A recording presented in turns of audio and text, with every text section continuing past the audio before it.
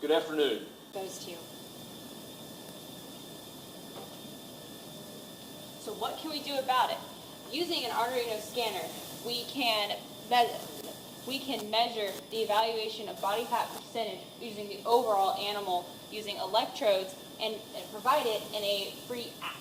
The app would be user-friendly, educational to the owner, and it would provide veterinarians with essential data that is very clear and concise on the scale that is already provided. And it would be stress-free for your pet because you could do it at home and bring it in without having to have a veterinarian handle your animal and cause unnecessary stress. The research backing this, Dr. Witzel at University of Tennessee has put it already on a scale using the percent of body fat and the percent of overweight, 3 being ideal on the 5-point scale. And it goes down 10, 20, 40, and 30. So moving on to how this actually works, we talked a lot about the problem today, but what it actually uses is something called bioelectric impedance. And so what that essentially means is it's measuring the conductivity of the body, specifically not the fat. FFM, which is fat-free mass, is very conductive in relation to fat, which isn't. So because of that, you can figure out based on arbitrary ratios that you define yourself using data points, which here are defined for people, which is a proven concept. It has been used for people. It's been proven to be very safe. The current is so low, you don't even feel it. It causes no pain, no long-term damage, and very quick, very efficient. And our prototype shows that it would actually be cheaper than the ultrasound methods. Very, very valuable in that, because not only could this be given through vets to people, the app nature of this could also relate back to the vet itself and have updates on it, letting you know when it's necessary to take your animal to the vet for more extensive care. And I think that's really important going forward because this isn't just scalable to dogs and cats. This has been tested on humans and go up to things like horses, cows, plenty of options out there, which is really important considering our next option. So one of our another exciting things are further applications of this product and just how far it could go. Not many people know this, but obesity is actually a huge issue in our equine industry as well, as obesity can be linked to problems with the hoof and diseases such as laminitis that is absolutely detrimental to our horses, and this could be absolutely life-saving for them. All right, so that being said, that was our pitch for this product. So this is something that we're confident about.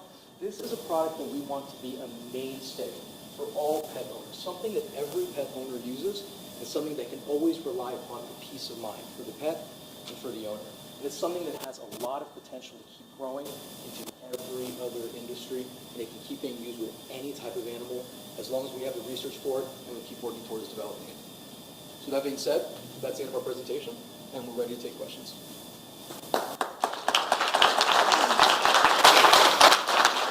And judges, you have 5 minutes. Okay, I'd like to ask a question. First of all, great job. Thank you. Very, very creative, very clever. Have you given any thought, or did you discuss how the data is going to be managed? What would the amount of the data be, and how would the owner and the veterinarian tap into those data?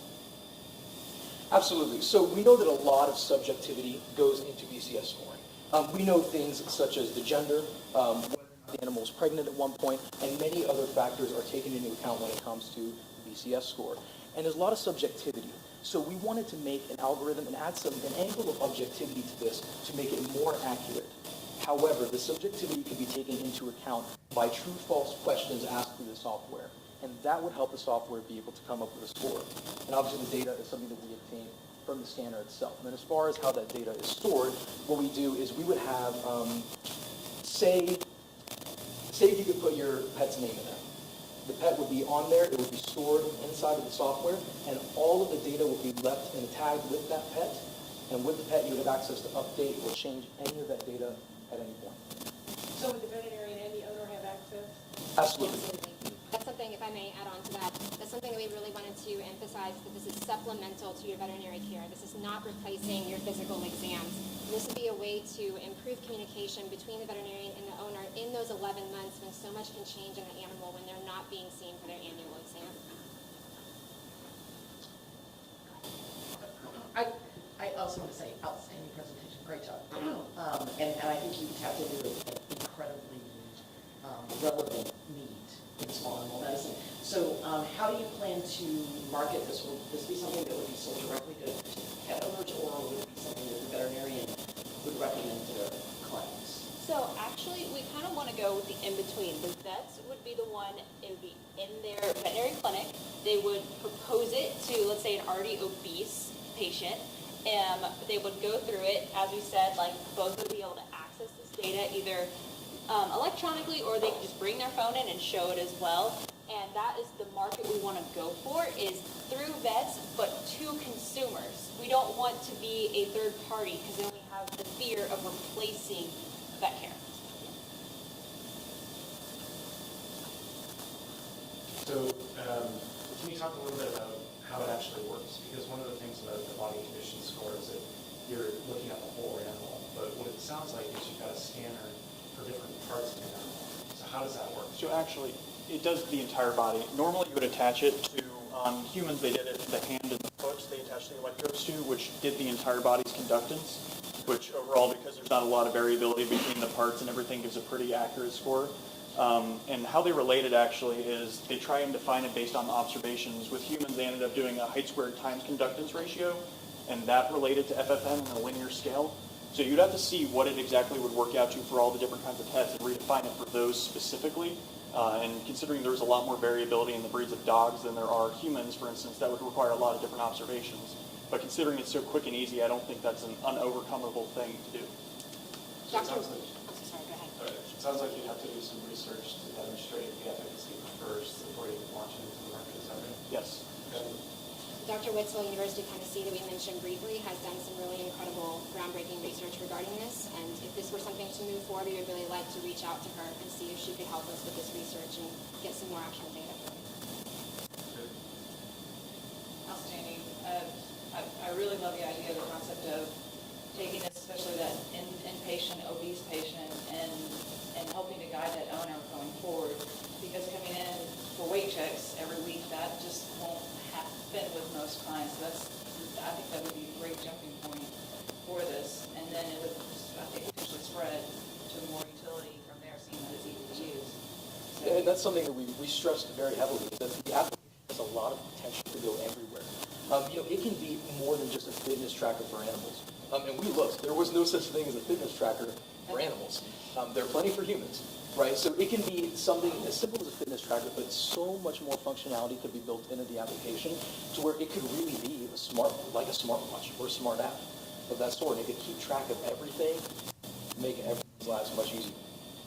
so with that being the case, is it something you apply the probes or whatever it is weekly or you daily? I mean, is it something that easy? You just scan your pet when they go to eat, or what? So the actual plan is with the actual product, we would provide the scanner itself, a link to the app for electrodes. It'd be on either side of the body. We wanted to do all 4 feet because it would be able to conduct the entire body. The plan would be, it would each, with the amount of electrodes we'd give, which would be 2 replacements, if they're cleaned properly, it could last 3 years. We're thinking we would do it on a weekly basis for your most severe patients, and go to monthly, maybe even bi-monthly for pets that are healthy, but you want to make sure you're feeding them correctly. A bigger step we want to take is potentially going with a food company and addressing the nutritional needs behind those. Thank you very much. It's time for the questions. All right? Thank you very much. The next team to Shane be gone.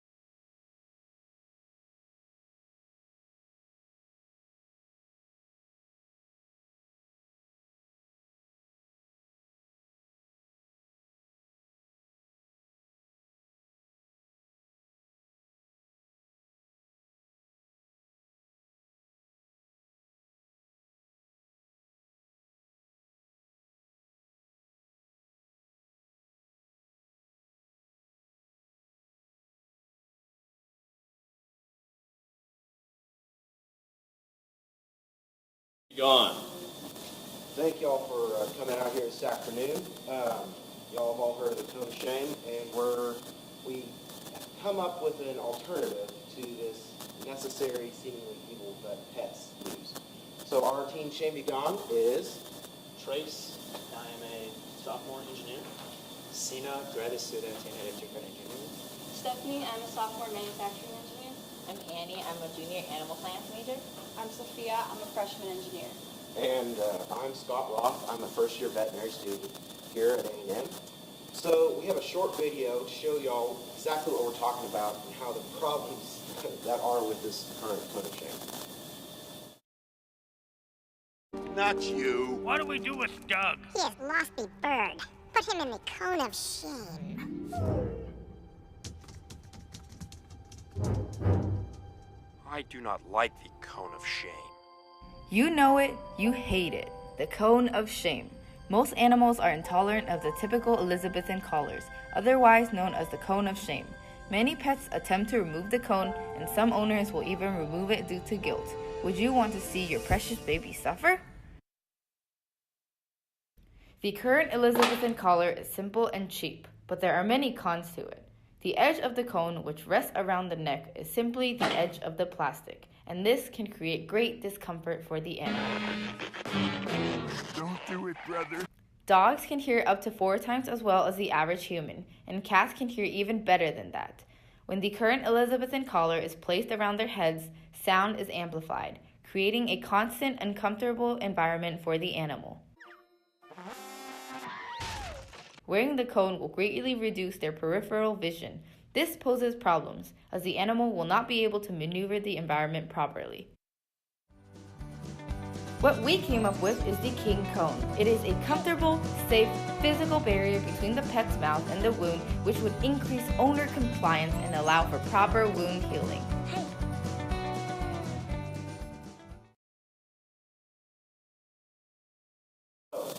These are some of the problems we have to overcome. Alright, we already know that the current cone of shame works. It's durable, it's made of an affordable material, and it's very effective at preventing the animal from accessing their wounds. However, we know that the cone of shame has its drawbacks. It impairs the sound or the hearing of the pet and their vision. So that leads to the pet running into things.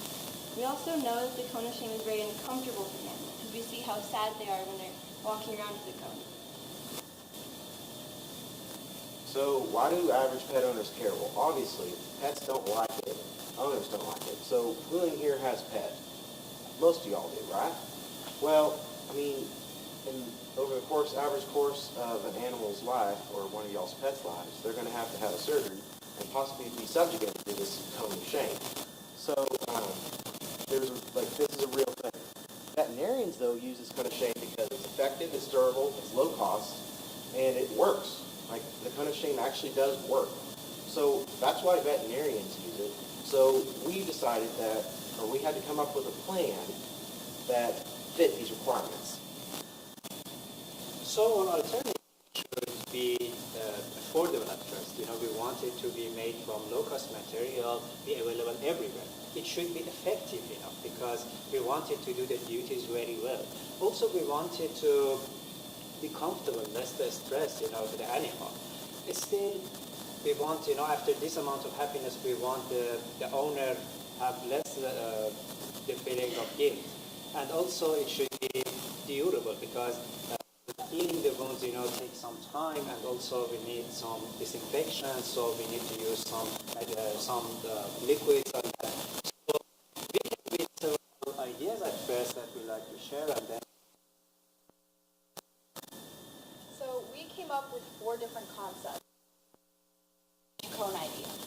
The second was a smart bandage, which would be attached at the wound and would give off a sound to prevent the dog from licking or chewing when it got close to anything, or from scratching it against the wall.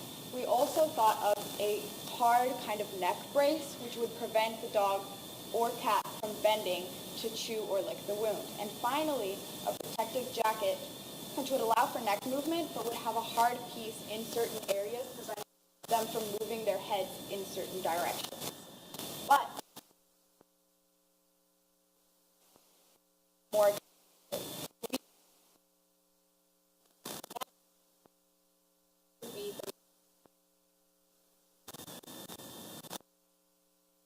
comfortable, safe, visible design.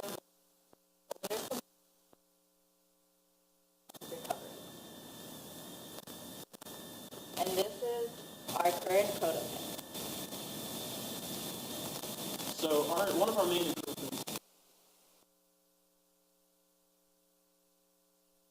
So in comparison, 80 degree view, and cats have about a 200. So imagine having more, being able to see more than we can, and just a fraction of that. It really disorients an animal and interacting with its environment. Cat earlier about being like a it's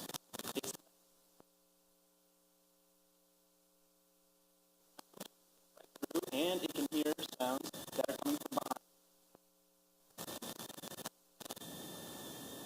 And we have a collar.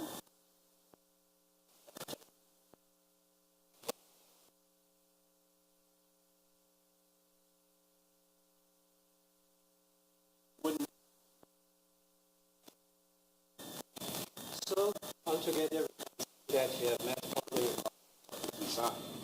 We made it from very low cost and durable materials, so make it available everywhere and with a very low cost. Also, it can be effective because it can provide the physical barrier from the mouth of the animal and the wound. Also, it will be more comfortable because of the padding around the neck. After all, it makes the animal, the pet, happier, so the owner will be happier and less, feeling of the guilt because of that. So the materials still are durable. When they're durable, means they can work properly for the period of time that the wound need to be healed.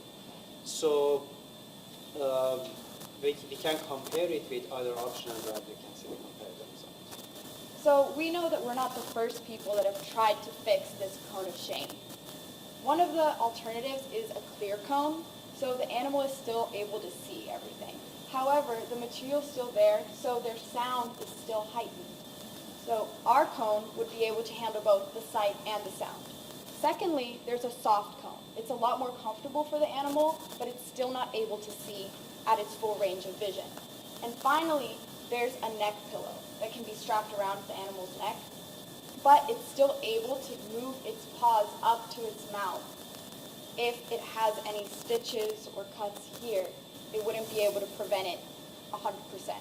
So our cone is able to do prevention of moving the paws up to the mouth, the sound, and the sight, unlike these other alternatives. So in conclusion, we have to meet the veterinarian's requirement for a cone of shame. It has to be cheap, durable, effective, and increase, cheap, durable, effective. But we added to that, it increases the owner's comfort and the pet's comfort, because the pets don't dislike it as much. So we think going forward, veterinarians will approve of this and use it in their clinics because the clients like it and it meets all the requirements of the current cone of shame. Thank you all very much.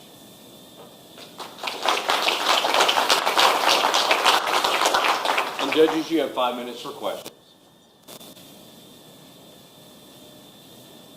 Okay, I have actually two questions. One is, did you all run across the donut-shaped one when you were doing this? And can you talk about the advantages and disadvantages of this as compared to the flat donut, which does loud vision and hearing? And then the second question I think to do with that is, tell me about the strength of this, and could they collapse it or not, and how have you thought about that? So, take off. By the way, great job. I love your video too. Very good. Well, so the donut, one of the problems that we had seen with the donut, it's slightly more complicated, costs more. Veterinarians don't use it as much because it's not as cheap and durable. So we were trying to focus on pushing something that would go, the veterinarians would use and recommend, because if the veterinarians aren't currently using and recommending the donut, even though it's a great product, it's not being used, therefore we aren't getting the benefit from it. As for durability, well, I'll let one of y'all take over for that. Also, I think, the paws, will come up, and this one can provide the proper protection, while the donuts cannot do that, easily. And about durability, and the strength, because the structure is in the way that we can add some structure. It's strong enough at the moment, but maybe we have very big, dog. We try, to make it as a kind of, this design will provide it, the way that we can make a kind of hits and we can provide additional strength, I would like to add on to that really quickly. So if you can look at our model here, we have different plastic pieces that do go around. So we haven't made it mesh completely around, but it still allows for visibility. So that is what would strengthen the cone, so they wouldn't be able to invert it. So the plastic, yes, I love the video too. The plastic piece at the bottom, that's to prevent the moisture, the tongue action happening through that area. How is that going to stay at the bottom and not flip around? That would stay there by the weight. Okay. So the plastic piece is just heavier than everything else, so it's not going to be rotating. Gotcha. And the collar, since it's padded and isn't hard on the animal, it can be tightened down a little more than current ones can, so it wouldn't move around quite as much, and the weight definitely helps. I mean, it's not a completely perfect working prototype. There's still, moving forward, there would still be some additional changes and improvements that were made. But currently, this is the best that we've come up with in the amount of time given. So we talked a lot about the cost, how this is cheaper, and especially relative to the competitors. Do you have a sense of exactly what that cost would be? So we did look up some competitor pricing, and for buying one at a time, the cheapest we found is about $10, like final purchase price. Buying in bulk, of course, brings the price down lower, but this is not so far off from the original cone that it increases the price more than significantly over the original design. So we believe that, yes, it might be a little bit more expensive than the current cone, but given the benefits, it's definitely worth the added slight expense. Because things like the inflatable cones or the bigger ones, those cost, significantly more, like 10, 15, 20 up. Whereas the, average standard cone of shame is like $10. But however, like if you're a veterinarian ordering the cone of shame in bass, I think the cheapest we found was 10 cents per cone. Like if you ordered 1,000 at a time, that's pretty cheap. Ours would probably be more in the range of 50 to 75 cents if you're ordering in bulk like that per cone. So yes, it would increase the cost some, but it's still significantly lower than the other current alternatives. And can I add that after mass production, I think, drastically the price, will come down, because the amount of plastic, we have used is less than the normal cone of shame, and very cheap mesh is available, and also it's a very low-cost material. So the better design in some cases, increase the price, but in some cases, decrease the price. So overall, after mass production, we can be sure we can beat the price. That was my question. All right, thank you very much.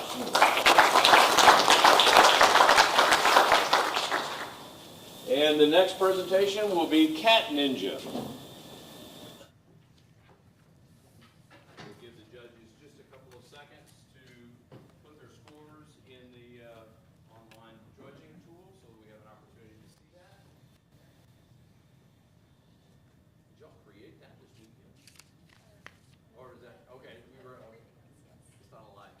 That's big. Okay, good. Here's who was it.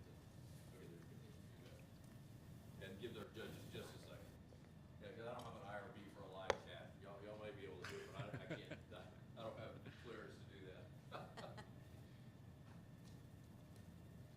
And the judges are ready. We're at one more. Yep, we're ready.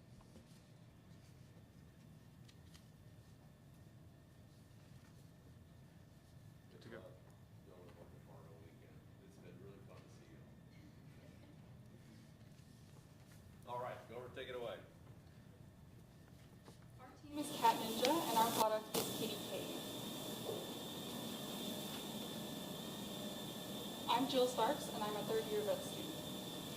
I'm Lisa Cullen, and I'm a senior biomedical science student. I'm Taylor Irish, and I'm a sophomore chemical engineering student. I'm Vijayta Prakash. I'm a graduate student in the Master of Biotechnology program.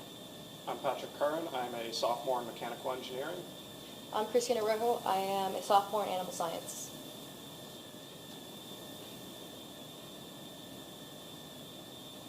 There are 70 million in the U.S., despite what popular belief may be. A lot of people try to medicate their cat every year. In fact, about more than 50% of cats are given medication or attempted to give medication on a yearly basis. It's really difficult for owners, veterinarians, vet techs, but especially owners who live by themselves to administer medication to cats.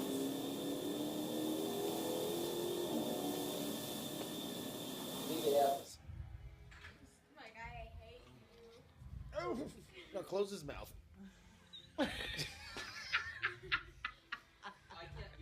Why do they give cats pills? It's the dumbest thing. Wait, he got more. He's got another one. Oh, he's still spitting it out. Ow! Everything I've got here. Don't Here we go. I'm not. Here's me. Here we go. One more time. One more time. One more time. Open up. Ah.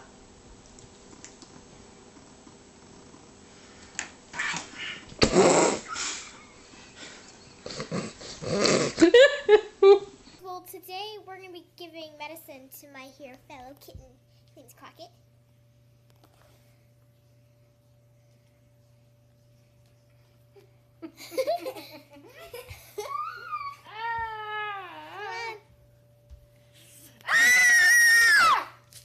You can let him go, I'll catch you. Did you get him into his mouth? I didn't get to shut his mouth.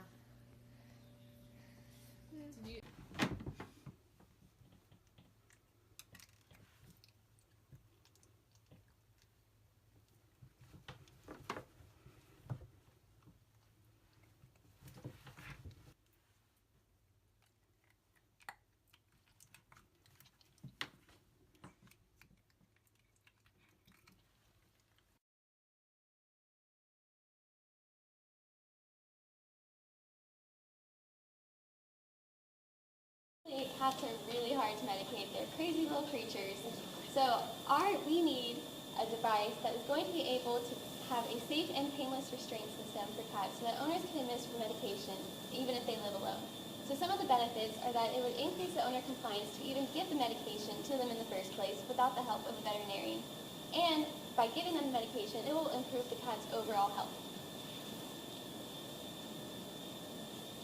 And so from this, we decided to come up with 5 requirements. One of being that we wanted to be accessible for administrating medicine. We wanted to be safe for both the cat and the owner because safety is very important.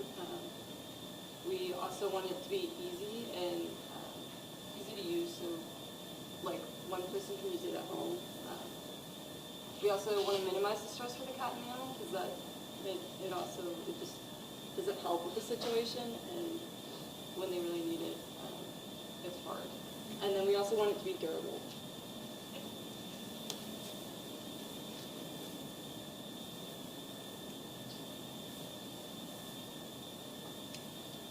The current solutions are using a cat bag or protective gloves or making a burrito using a towel.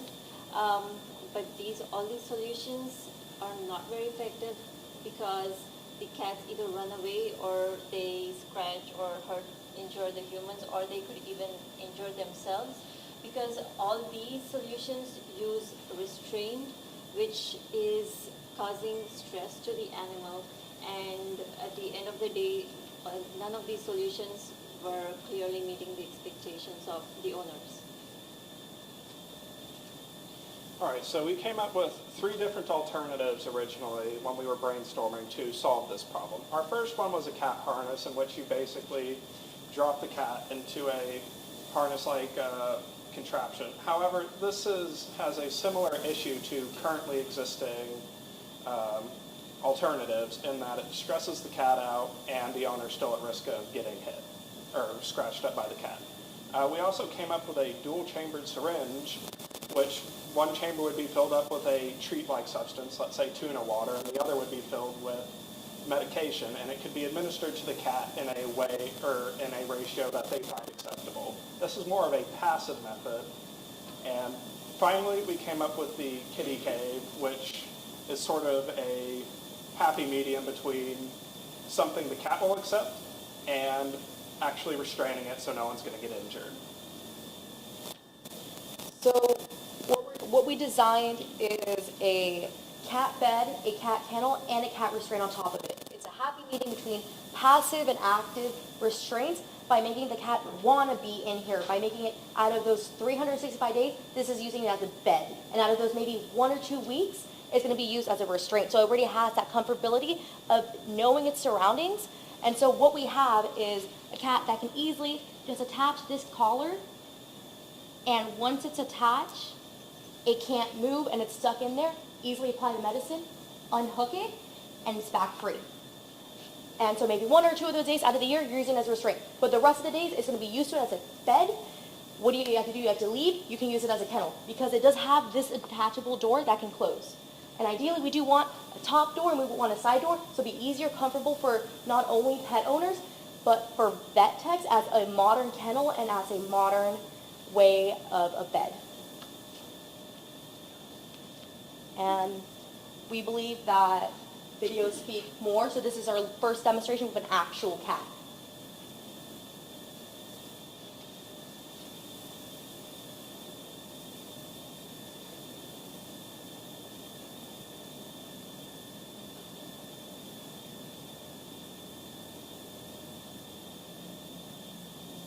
So not only did we apply, that was actually the first time that cat has seen that bed, got in it right away, as well as we used the syringe, which is an easy applicator for any syringe that veterinarians have. Just give them 2 syringes, pop it in, put one with tuna water, one with the actual medicine. The cat actually loves it because they smell the tuna. They're going to come up to it, they're going to start looking at the tuna, and you just slide in that medicine, slap it right up. So we have both that passive restraint of we're not holding the cat, we want this cat to eat the medicine, as well as an active restraint of not only the cat bed, the cat kennel, but that cat restraint. Any questions? Thank you very much. And judges, you have 5 minutes for questions. I guess the first question I'd ask is, did you try, if you let a cat go in there, did you actually try the collar on a cat too? We did. One problem we came up with is our stitching. So there was a sewing machine, but we weren't able to use it. So unfortunately, our wonderful prototype makers had to stitch by hand. So the stitches weren't all that secure, so the cat was able to move around more than we would want in our final product. By the way, great presentation too. They're very clever.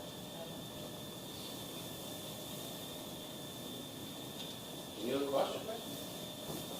Well, and then one more then. You tried the little syringe? Did the cat and showed the cat coming up to it, but not actually eating it? How did the cat do in taking the tuna water or whatever? So I think the cat is, this is more of a training tool as well as a positive reinforcement that the tuna is, if it's regularly given as a treat with this kind of a setup, if the cat responds positively, they're always anticipating. So when they see the syringe, they're happy, they're anticipating the treat. And when you slip in a little bit of the drug or medicine in between that, they don't really recognize it because they're waiting for more of the treat to come. So they just taste a little bit of bitterness in between. And also, since they're very comfortable and safe in this place, they don't feel like they're being restricted against their will. So they go of their own will and they're happier in this way.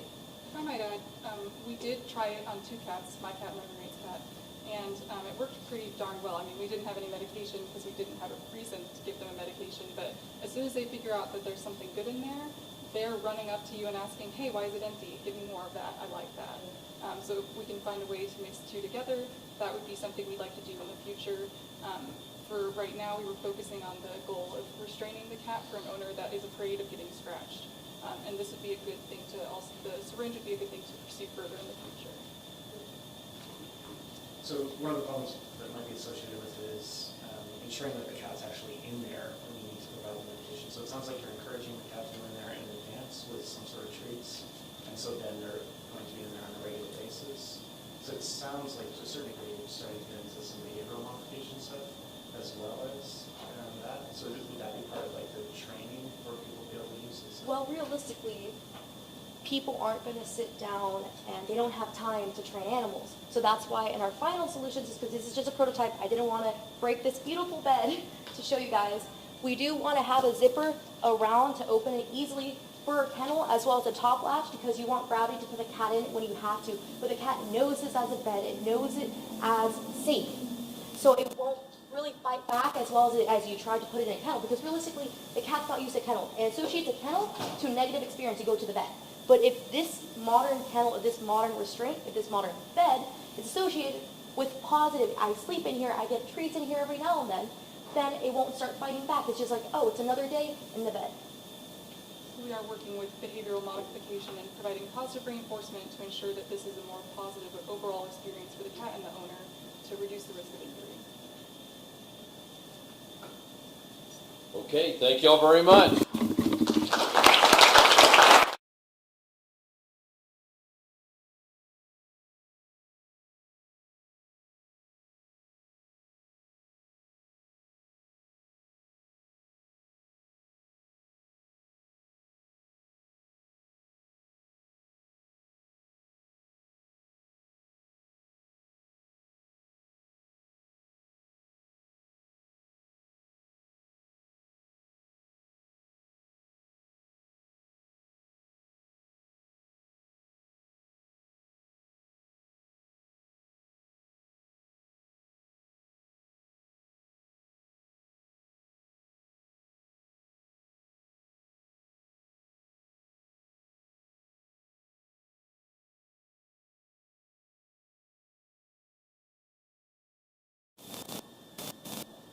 No, I'm rushing y'all. I know I'm rushing you.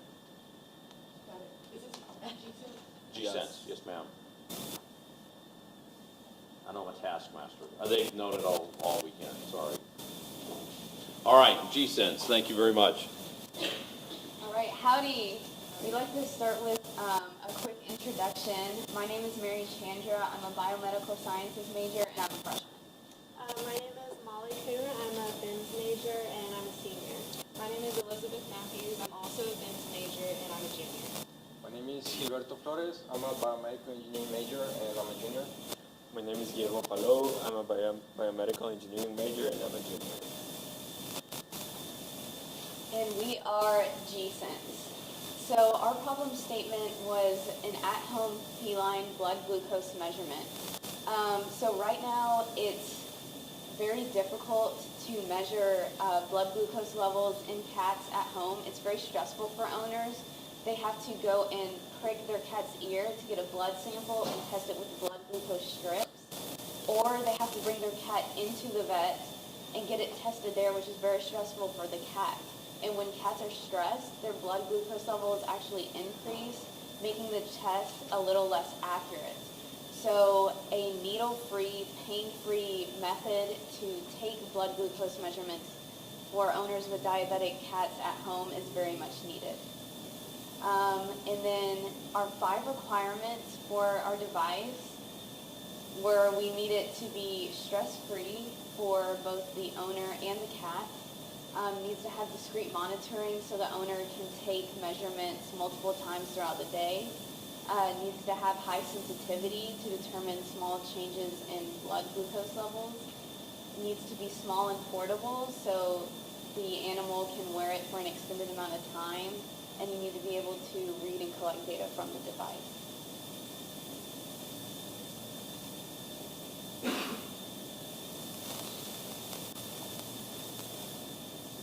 In the blink of an eye, your beloved cat can go from this to this. Diabetes mellitus affects up to 1 million cats in the United States, and these numbers are expected to rise in the future due to the increase of overweight cats, which is currently around 58% of the total cat population. Fluctuations in blood glucose levels can cause life-threatening symptoms like depression, seizures, tissue damage, comas, and even death. In order to check blood glucose levels, cats are subjected to pricks to their ear multiple times a day, which can be painful and cause a buildup of scar tissue. This can stress out the cat and their owner and have a negative impact on their relationship. What if there was a way to eliminate the pain and obtain readings throughout the day at any time? G-Sense is the solution, the new generation of glucose sensing. G-Sense utilizes infrared light to determine blood glucose levels and does not require any needle pricks or extra equipment. This simple design is fashioned to your cat's ear in a sleek and subtle design and will connect to an app on your phone so you can keep track of the readings. It requires one appointment for placement and will last a lifetime. This device will make you your cat's best friend by keeping them healthy and stress-free. Talk a little bit about diabetes and what it is. So diabetes mellitus is when the body cannot process or respond to the hormone insulin properly, and this can cause fluctuations in their blood glucose levels, which can have life-threatening effects. And currently about 0.2 to 1% of the total cat population in the United States is affected by diabetes. And this number is rising because we're seeing an increase in the number of overweight cats, and obesity is a leading factor in diabetes. So currently there are two methods to testing blood glucose at home in felines. The first is the blood glucose monitor, and it requires a fresh blood sample each time and a test strip. The second is a urine test that utilizes a urine sample and a dipstick to give you a result. Difficulties with this is that the blood glucose monitor requires you to catch your cat each time, to prick usually around the ear, and to get this fresh blood sample. This can cause scar tissue and can negatively reinforce the cat with what's happening. This overall increase in stress can cause an increase in the blood glucose levels and cause inaccurate readings. The issue with the urine test is that urine is lacking in blood glucose content compared to the blood, so this can also cause inaccurate readings. Our method is the best because it uses infrared light to measure blood glucose levels. Using glucose's absorbing ability of near-infrared light, we can obtain blood glucose levels in a needleless option. Based on our research that we did during this time, glucose is the sole absorber of near-infrared light at approximately 900 nanometers. How our product works is that it would resemble an earring. The front part of the earring would contain the sensor and the screw locking system, and the back component would contain the LED infrared light emitter, and the stem to hold the earring in place on the cat.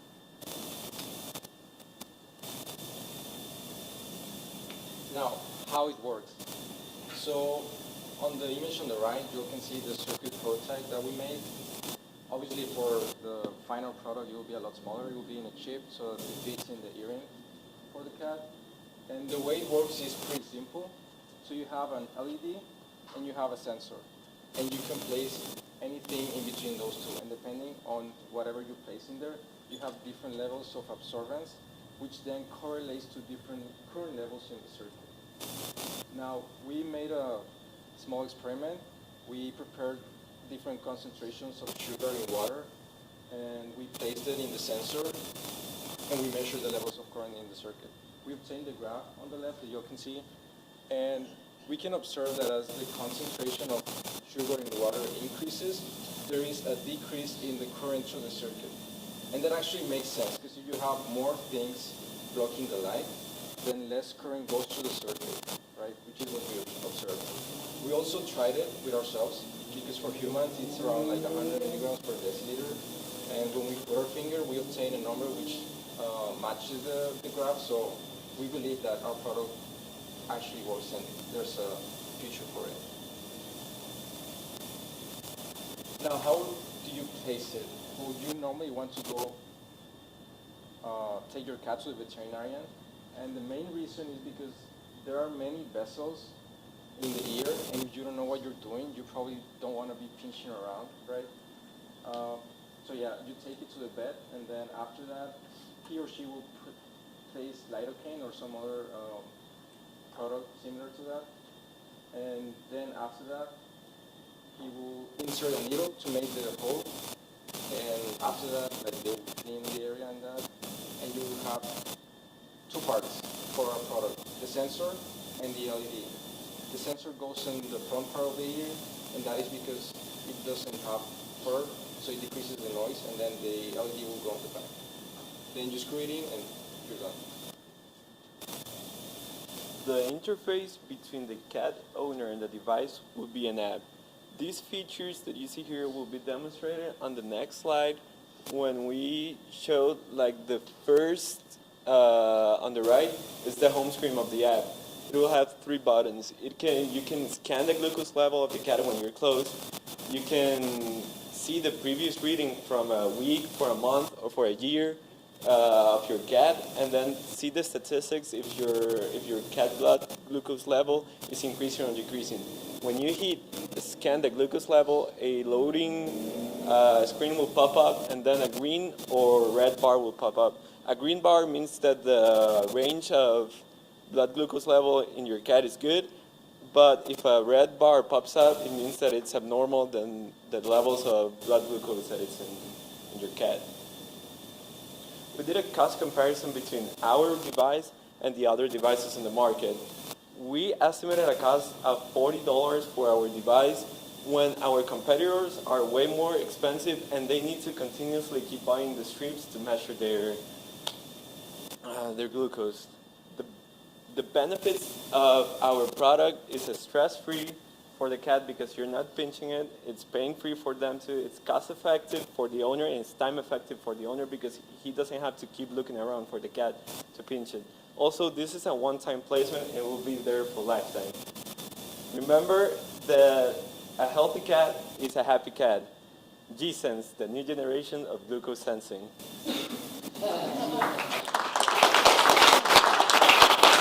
Great, thank you very much. Judges, you have 5 minutes for questions. So I just want to know if I understand correctly that this is like a pierced earring. It's actually going through the skin. Is that correct? Yes. Yes, ma'am. Okay. So would you anticipate doing that just with a local anesthetic or maybe under general anesthetic? I think it would depend on the cat, so a cat per cat basis, because some cats are more tolerable at that, their ears are a little more desensitized, while others can get more aggressive, especially in a veterinarian setting. So I think it would be more of a cat by cat basis. I have one more question. How much is it going to weigh? Because I would think that's going to be it needs to be really, really light so the cat gets comfortable that it doesn't even notice that it's there. So, I mean, the circuitry should be really small, it will be in a chip, and I think it wouldn't weigh too much. And when we look for the IR emitter and IR receiver, like the weight for them were really, Very, very cool. Yeah, again, great presentation. I had the same question about, your next step would be to see if cats tolerate it. And if they would, I mean, very clever, that's a question. And then what type of strength would you need to keep them from pulling it down? Have you thought in putting? We did think about doing a screw locking system, because initially we thought maybe like with an earring you have the typical backing, but that could get pulled apart. So we would have to do testing on that, but we think the screw locking system right now would be the optimal prototype to test, since it does require that screw to lock and it would be difficult for cats to tear that apart. And then what would the duration of the reader be? How long would it last? It should theoretically last the cat's lifetime. We would utilize the power source as an NFC, which is a near field communicator. And that basically, so you have the device, and when your phone weighs over it, it charges it and produces that energy to give you the reading. So, great. I'm excited by this because of the problems I've seen in practice. And one question I have, the blue, well, it could be whatever color, but the blue kind of cap around it, is that to keep light out of the area or just to protect the device? Or? Yeah, the prototype we designed, we made it like a sphere, I guess, to protect like outside light sources. Okay. Yeah, but I guess the final pro it would probably be smaller. Yeah. And it would come in different colors. This side would have like the colors, so it would be discreetly on the cat's ear, so owners couldn't see it. Okay. very, very good. The edges of that, I'm wondering if it might improve to be more of a flat or flush, because if it's more of a cap, it could potentially put pressure to block the blood supply to the area. So. We're thinking about the final product. We would try to make it as thin as possible and a lot flatter. That's what we're looking for about it. And have you thought about generation 2 when it wouldn't be subtle, but you would make colors and make it a bling, cat bling? Sure. And on that note, I think we have all the questions answered. Thank you very much. Y'all did a great job.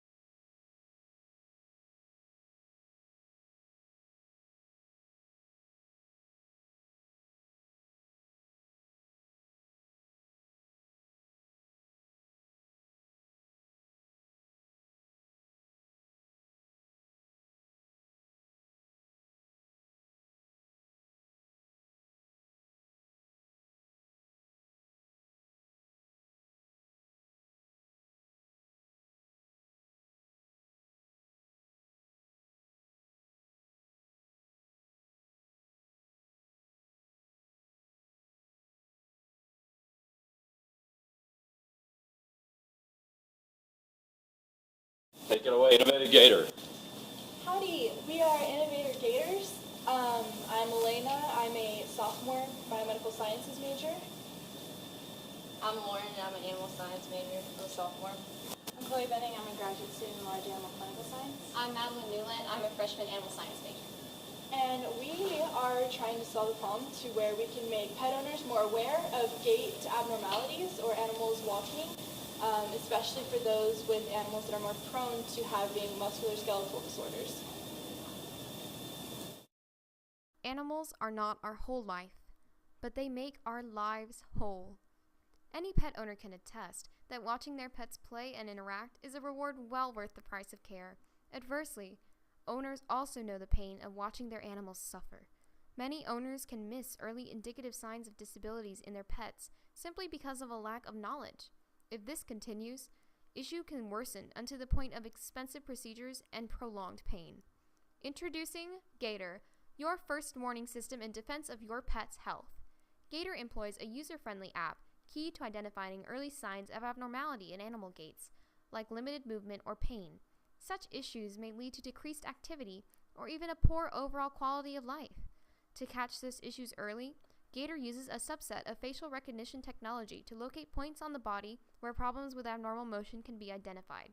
This software recognizes discrepancies in the pet's recorded data and translates it into warnings indicative of the problems it recognizes. Working in conjunction with this app, the Gator Skin is a flexible Lycra vest wired with removable sensors that conveys even more detailed information about a pet's vitality. With this data, the Gator system educates owners and alerts them of issues with their pets' bodies early on. After all, prevention is the best treatment.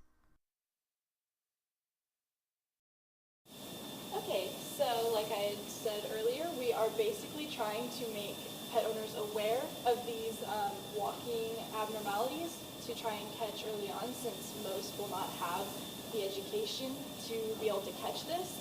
And so hip dysplasia, osteoarthritis, and things of that nature will be hopefully caught with our technology. We did some research on how prominent these sort of things are.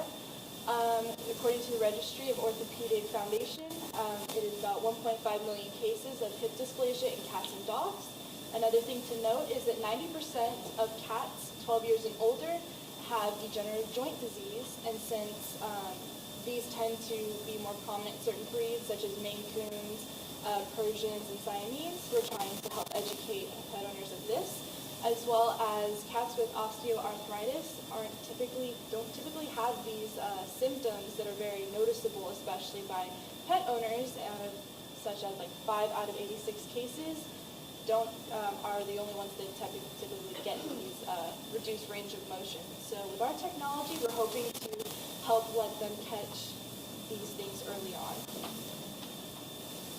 Okay, so our targeted market is the pet owners who may not be able to identify what kind of issues they have.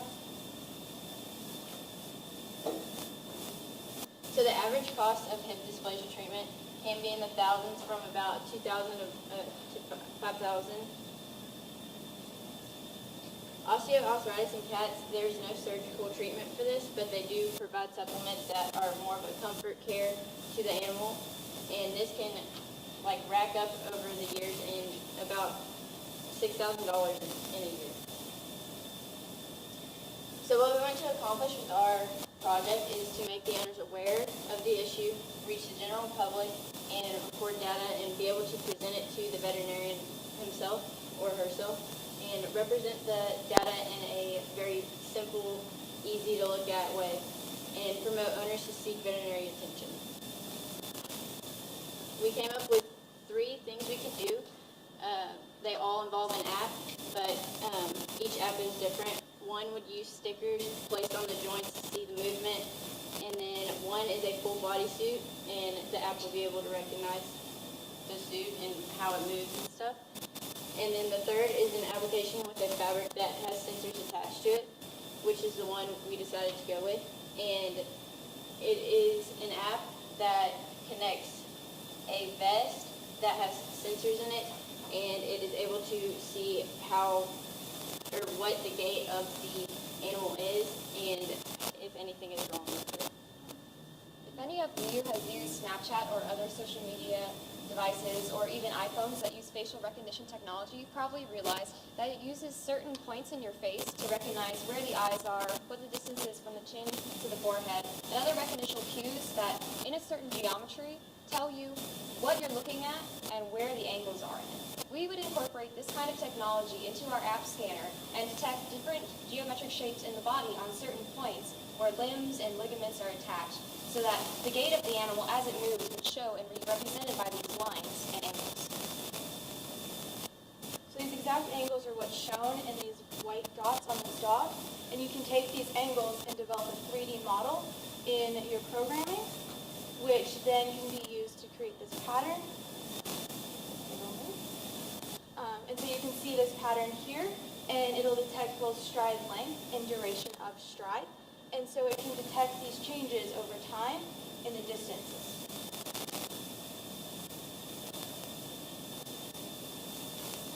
So this is our app. And when you first open the app, you're going to get notice of a disclosure, basically explaining that this is not a full diagnostic tool, and that it is in conjunction with veterinary medicine. And once you reach the disclosure, you'll be brought to a questionnaire. It's a very simple questionnaire that is designed to be able to be used by most of the general public. And we use images as well as words to depict our descriptions. Once you've created your pet's account, you'll get to this video screen. And this is your main screen for the app. And so you can see that you video your animal, and it would go into that diagram. But you can also see that there's a menu bar and your dog's journals, or your pet's journals. So if you click the menu bar, you would get to educational videos as well as information about our Gator products. And if you had gone back and you had seen the video image right there, once you video, it'll use the diagrams of the 3D imaging to get you to the number screen. And so it provides a very easy to identify product for our clients by giving a 0 to 5 scale. And from there, you can find a veterinarian using a map that is on the next slide, but it also records it for record-keeping purposes for the history of the animal. And you can do this multiple times per day, or using our skin product that we'll talk about in the future. And once a record has been developed, you can send this directly to your veterinarian and still find more information about the products. So about our vest. This is our vest, and it is designed to go along with the application for better usage. But it's made out of a lipo material similar to horse slinkies, so that it allows for flexibility.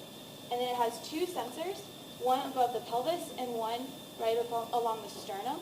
And they are 6-axis accelerometers and gyroscopes, so that you can get a full understanding of movement and vibration.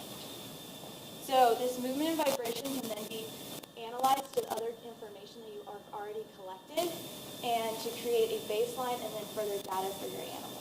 And so this vest is very useful in both cases where you're trying to observe it before it happens, as well as for identifying animals in healing, as well as degenerative diseases. So like in the Labrador that you saw in the video, he has hip dysplasia, and we're able to identify his progression, as well as if we need to provide more medication or less medication. So we did a little bit of calculations, assuming that we make about 3,000 of these vests. We could sell each for about $40 a piece, and with a total profit of about $70,000 or 139%. In conclusion, we really want to focus on raising awareness of the owner so that they can recognize these issues in their animal and bring them in to get treatment sooner. We want to bridge the transparency between veterinarians and clients so that their animals can be recognized with the issues that they have, brought in for treatment earlier, and live longer, healthier, happier lives. Thank you. Any questions?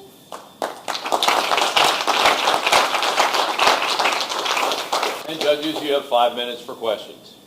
First of all, again, y'all are so good. I haven't heard everybody so good here, but you're very clever, and I love your presentation.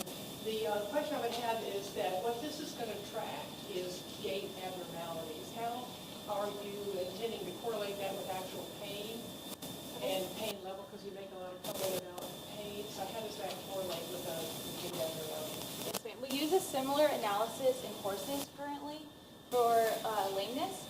And so each animal has its own set gait. That's why we establish a baseline.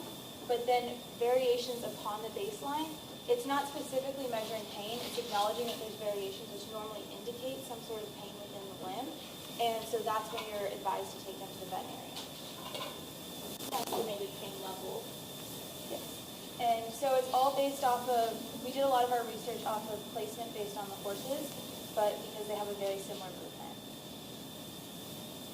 So, again, awesome presentation, and this is an area that I feel really strongly about. Something that I, for some reason, was not aware of in small animals is that any change in gait is because of pain. There's no other reason for an animal to change the way they move. So just educating clients to that is awesome. One question I have is, how are you going to establish baseline? Because obviously you need a baseline and then show abnormalities from that. But if the animal's already had issues that may be altering its gait, how do you plan to do that? We plan to have in the questionnaire where you can either set your own baseline if you choose to buy this as a preventative measure, or if you choose to buy this as like the lab, which is my dog, he has hip dysplasia and he comes with it, and we're trying to figure out based on his normal. Or you can also choose to not have your own set baseline, and like they do in horse observations, is that they've actually gone through different species and different breeds to identify a baseline. Yeah, I love this idea. The idea of potentially catching that symptom before it's truly manifested as advanced disease would be huge. That's we can treat arthritis before it's raging, and we can slow it down quite a bit. And most of that is missed. So outstanding there. The horse concept that's already kind of sort of in place. I think that this is going to sound funny, but that would correlate pretty well to like a cat, because most cats are in the same shape. Some might be heavier than others, the whole diabetes thing, but different basic size. They're basically the same size. And horses are, yes, bigger, smaller, but they're basically the same size. Dogs are challenging because they're gigantic to small to long to tall. There's going to be a little bit of a challenge potentially. I mean, have y'all thought about how this would. So in facial recognition technology with humans, obviously there's billions of humans in the world and everybody's different. We all have certain similarities, and so the proportions of the face, like distance to eyes, distance to jaw, and overall angles of your face are compared through a database with thousands and millions of other people to recognize that you have eyes. And like essentially, in our design, if we compare many different models of breeds of different dogs, so more Labradors could be compared to ones of the same species. Mutts would be a little trickier, but we could incorporate elements from different breed species to conform a kind of baseline gait for that particular animal, which is where the specifics of the product come into play and the questionnaire and kind of how we recognize those in different animals. And then for the structure, for the vest, we would have it in different sizes. And the reason why we did not put full sleeves, and so it's a vest, is because of the different lengths of dog's limbs. Gotcha. Very good. So do you have a target breed or species that you're going to be aiming for, and how are you going to communicate with those people that they need to buy it? Our target would definitely be the species that are, or the breeds that are more susceptible of these diseases. But our target is, because the product is only $40 and the app would be free so that they can get a trial process of the visual process to then decide to buy this, we would hope to be able to have it in pet stores as well as in veterinary clinics.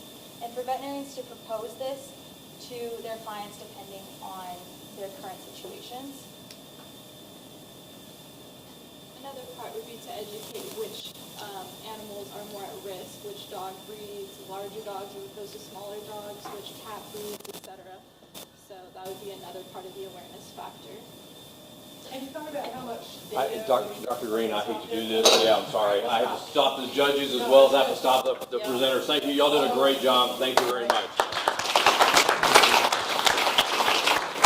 We're going to take a 5-minute break, and if everybody will bear with us, we'll be right back in about 5 minutes with the next presentation. It's Under Pressure. Thank you very much.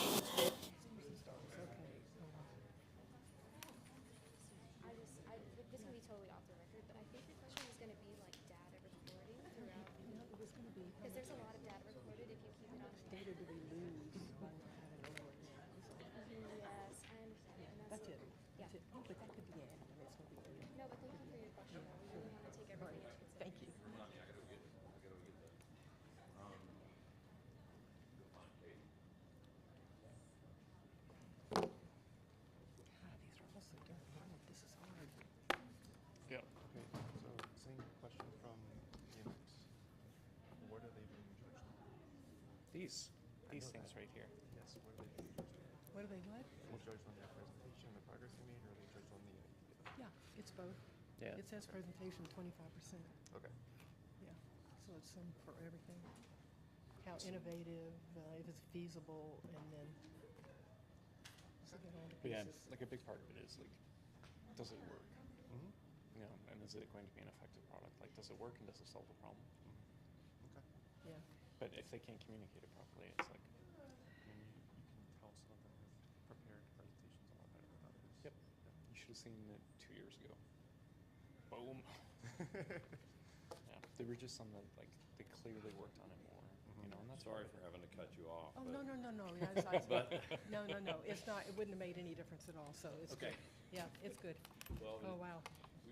I'm trying to. I'm Yeah, just no, you absolutely keep us trying to all keep moving. this. No. Right. I told everybody at the very beginning, yeah. I'm your best friend and your worst Yeah, enemy. no, you did exactly right. So do we, Yeah. like once this, I can't believe you stole my cookie. Once this is over, are we sitting around and deciding, or is it you're just taking those numbers? And then- What I'm gonna do is I'm gonna take those numbers and then we are gonna huddle. Okay, good. I use this as the first input. Okay. And you Yeah. can rescore things if you. Okay, good. Oh, okay, well then I'm gonna put them in now, because I've been kind of waiting on this Yeah, till you I can put get them a in feel. and then you can rescore. Okay, all righty. Okay. And we're gonna huddle, we'll go right Okay. outside, and I'll run the software, and I'll tell you what the order is, and then we will huddle to make sure that Okay. we get ready. All That's right. great. Thank you. I should have told you all from the very beginning. You're having an issue back there, so I'm sorry, I was not my normal self, but I was so focused on getting it done. Yeah. Oh, I got that right away. Yeah, Like, it I was- can't deal with that right now. It was definitely like, let Ronnie do his thing right now and don't bother him. And I apologize, but that was just, there was problem. no other way to do No, are this. you kidding? Don't apologize.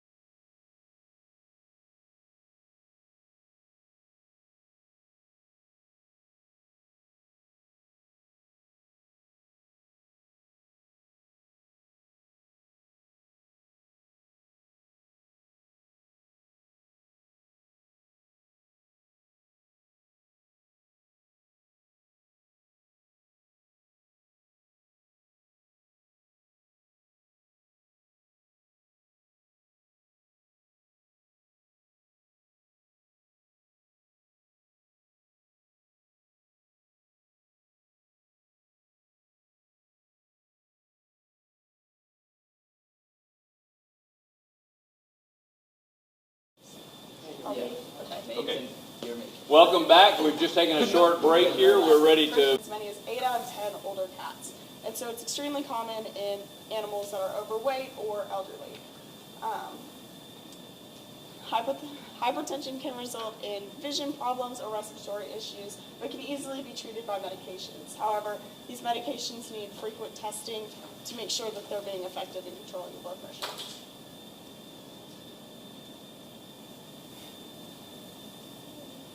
Okay, so current technology and issues. As we know, there are two current technologies that we know of right now. It's the cuff and the Doppler, which takes systolic and diastolic pressure, and they get the average blood pressure from that. The cuff, as used in humans, you wrap it around your arm, and it inflates, and it gets the blood pressure. And the Doppler uses a combination of the cuff and the probe with an ultrasound liquid in order to get the measurement. And this is the most common method used at vet appointments. So some of the issues with cost and time. For time, if you're going to the vet, as a pet owner, if your pet has hypertension, you'll be going to multiple vet visits, and that will take a lot of time and a lot of visits in a month. So for cost, a normal vet visit is somewhere from $50 to $250, and that amounts to a lot over the year. And also, if you decide to get a Doppler, which I don't think many people do at home, you probably need a lot of extensive training to be able to use it. And as far as comfort, as we know, when you take your pet to the vet, you have a lot of stress. They don't like it. They don't like being touched as much, especially a cat. They're very finicky, and they don't, they get really stressed out. And so this will affect the accuracy of the reading because it will increase their blood pressure. So our concept, we wanted to make a system that was portable, comfortable for the pet, and accurate. We wanted to avoid an uncomfortable cuff, as we felt that pets would feel stressed by having the pressure and also having to be held down, as in using a Doppler or anything like that. In our technology, we're going to use the electrocardiogram, the photoplethysmography, so PPG, and post-transit time. And with this, we are hoping to verify the dosage that is given to pets with hypertension through our vest, which is what we choose. Now, the significance of the post-transit time is basically that it allows us to be able to give us a beat per beat blood pressure reading, and basically we're getting the post-transit time by taking the time for the peak from the PPG and the time for the peak for the ECG, and just getting the difference of that. And as you can see in this graph that we have, there's like a bunch of readings that we took, and in the app, you're basically going to get the bottom curve, which is going to give you basically your average blood pressure for the animal. Okay.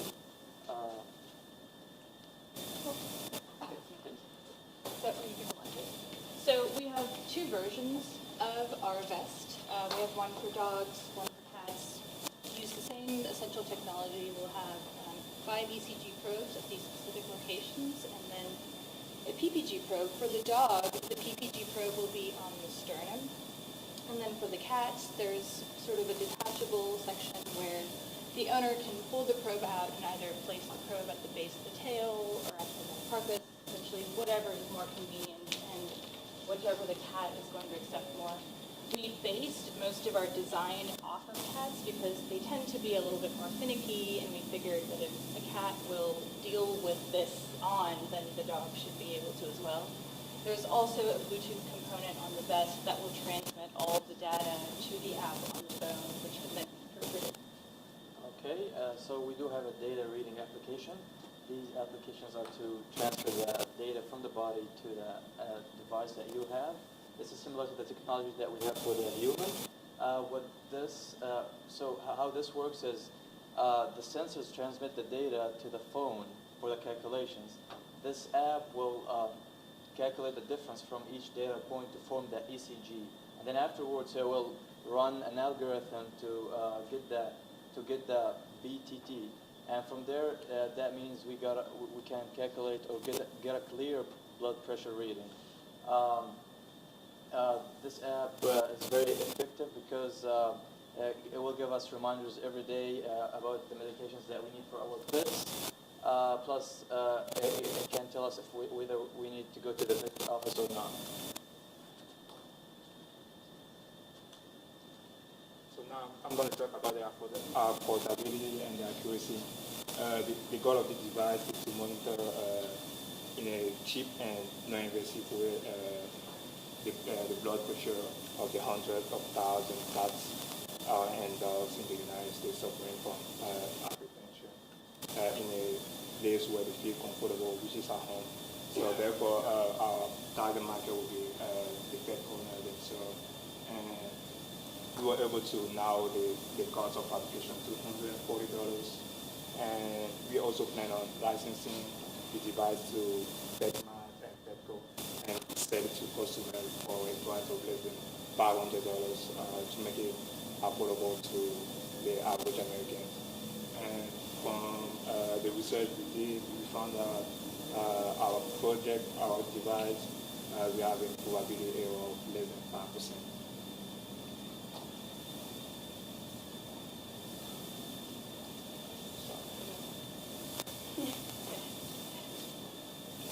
There you go.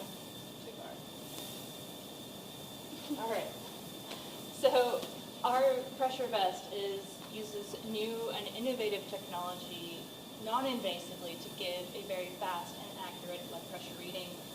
This is a lot more comfortable for the animal itself, and it's also easy to use and affordable for the user. And we don't need to limit ourselves to just blood pressure readings.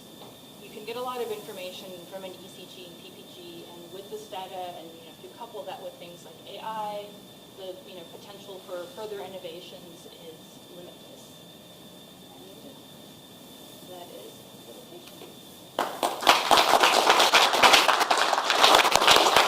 And judges, you have 5 minutes for questions. Okay, so many times those probes need to be in contact with skin. What did you think about with the hair? So that was one of the issues that we ran into in our research. There are ways that you can coat the probes themselves with like a polymer that's very, very conductive, and that will tend to get a much better signal. You have to add a little bit more filtering on the app end to make sure you take out some of the noise. You can also get a different kind of probe that's maybe thinner and longer that will have more direct contact with the skin. It'll go through the fur. But then we run into issues of that'll add to the discomfort level of the animal. So further work does need to be done on the probes themselves, but we tend to lean more towards the first option, which is just adding kind of a more conductive coating. And to add on to that, most ECGs are taken with 3 probes, and so having those extra 5 electrodes kind of help get an extra reading maybe if one of them isn't in contact correctly.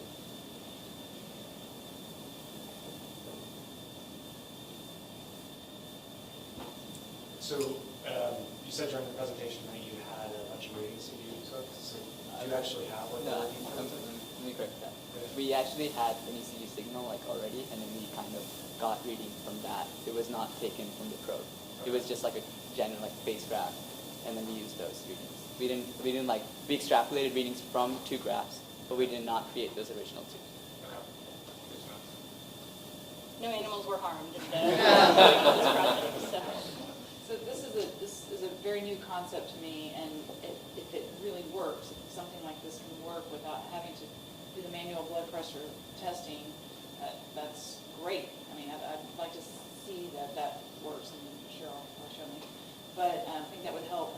One little concern I have is there's a mention of going direct to like PetSmart or Petco or wherever, and kind of went around the veterinary channel, direct vet channel a little bit, which the veterinarian will have to be very involved with the care of these patients. So potentially it might be better accepted if your target market went more through DVMs. That's a fair point, and I think we discussed that, but the main reason we kind of want to work more with the consumer or the owner of the pet is because like every pet is going to be different. Because we were trying out multiple designs, and we were thinking about like pets that don't have tails, because currently they use a cuff that's on the tail, and that won't work. So we want to work in direct contact with the pet owner, so we customize the rest for the pet. And so, but you're correct that we do want to have the collaboration of the vet, because he's the one who's going to technically prescribe or like indicate that your pet needs this, because it's not like a device that you just take home, like for us where if we think we have high blood pressure, let's just get this machine, for just readings. But it's more for like clinical indications. So thanks so much.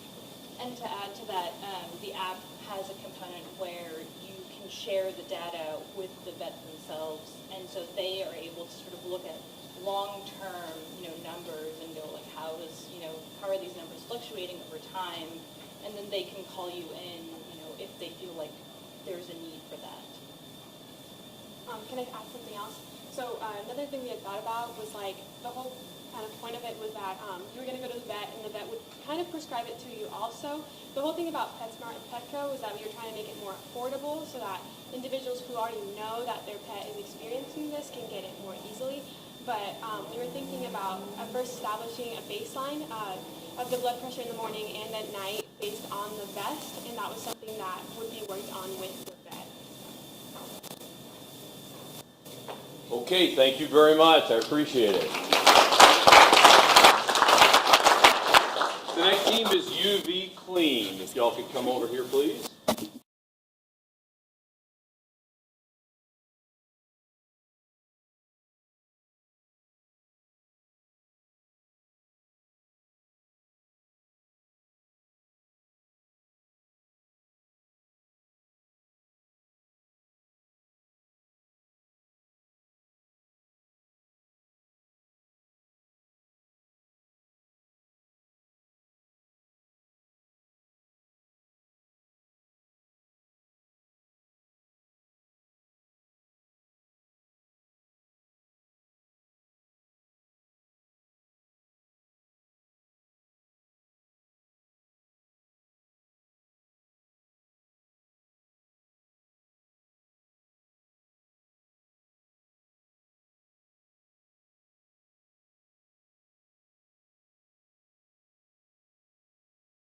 Let's take it away.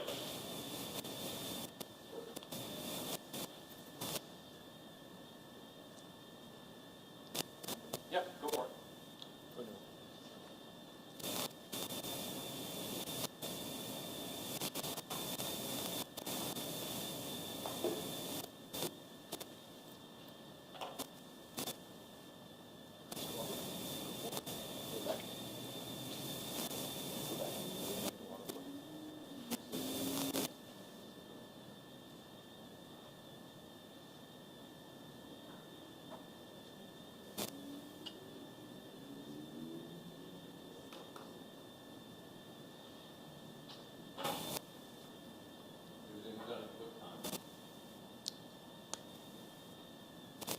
We believe that losing your four-legged friend to a disease that's 100% preventable is an absolute tragedy.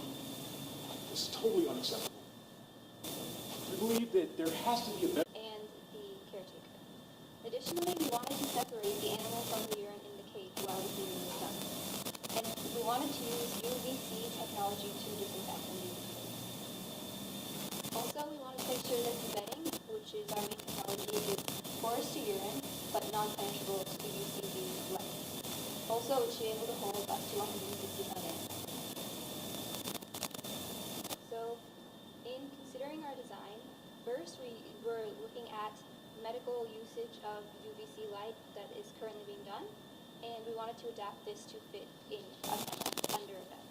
However, there were difficulties with the mechanicals, portions of a plastic separation, so we moved on to an idea of putting the UVC light within the frame of the bedding.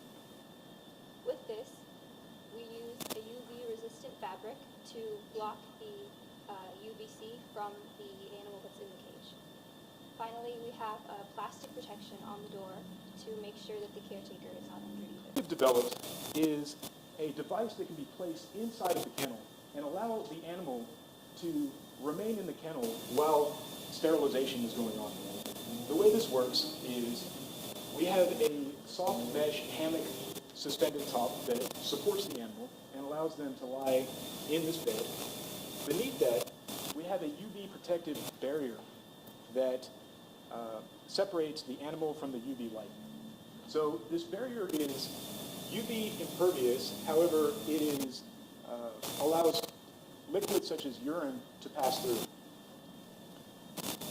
There are sensors built into the system that detect when urine has been released and activate the UV lights. The UV lights are located on the bottom of the unit. It takes about 30 minutes for a treatment. The animal doesn't know that anything's going on, again, because there's no UV light being transmitted through the barrier. So all of the bacteria, the viruses, the pathogens are killed inside of the kennel while the animal remains comfortable on top and dry. Once the animal is removed from the kennel, the vet tech can remove the UV barrier. It's machine washable and reusable. And then a protective barrier is placed in front of the kennel, and the UV is again run, this time now irradiating the entire inside of the kennel. This eliminates the need for frequent cleanings using chemicals. When the UV filter is placed back into the module, everything is reset and it's ready for the next patient, 100% pathogen-free.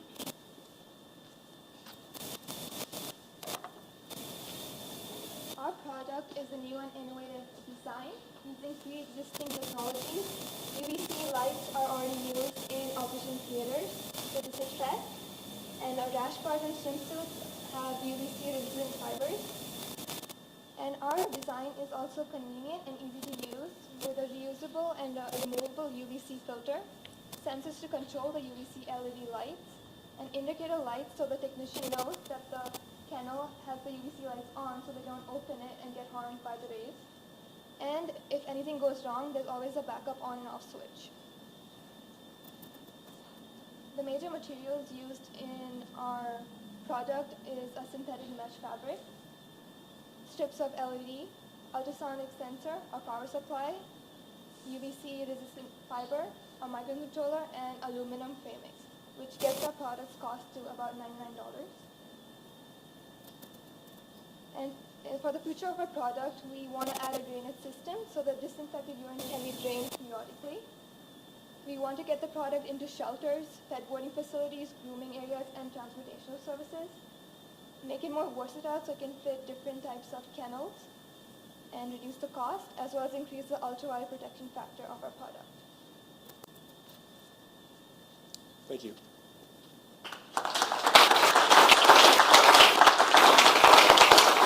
Judges, 5 minutes for questions. Again, great presentation. Very, very clever. I guess the first question I would have is that, very often they don't go in the cage, they're taken somewhere else to go and then put back.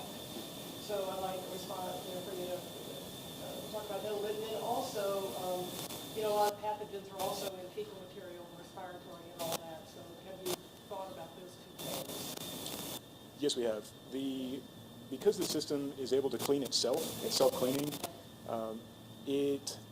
it's a one-time investment for a vet, and then it eliminates the need to buy potty pads and buy frequent chemicals to maintain or frequent cleaning. The fecal matter can also be neutralized with the ultraviolet light. So in terms of the cleanliness of it, it maintains the highest degree of cleanliness standard within the kennel environment. So I'd like to kind of follow up a little bit on that. I think the solid waste is probably the biggest concern, except for those isolated cases that may be hospitalized lepto suspect cases. And I'm super excited about that, but I'm a little concerned about how this device is going to impede your ability to get in that kennel and remove the solid waste before you do your sterilization. Okay, I understand. So the solid waste would sit on top of the mesh. It wouldn't actually pass through. So you would actually go in and have to remove it just as you would if we didn't have our system in there and there was solid waste in a potty pad. The entire system is cleanable or machine washable though, so the filter as well as the mesh top can be washed. Everything can be wiped down. These are designed to fit into standardized shoreline kennel-style kennels is what we're focusing on primarily, at least in our initial launch. But again, this is a scalable and flexible model that can be adapted to any environment. One quick question. So you mentioned bacteria as the focus, and I don't know what spectrum it takes to kill a lot of the viruses, but it is mostly fecal driven.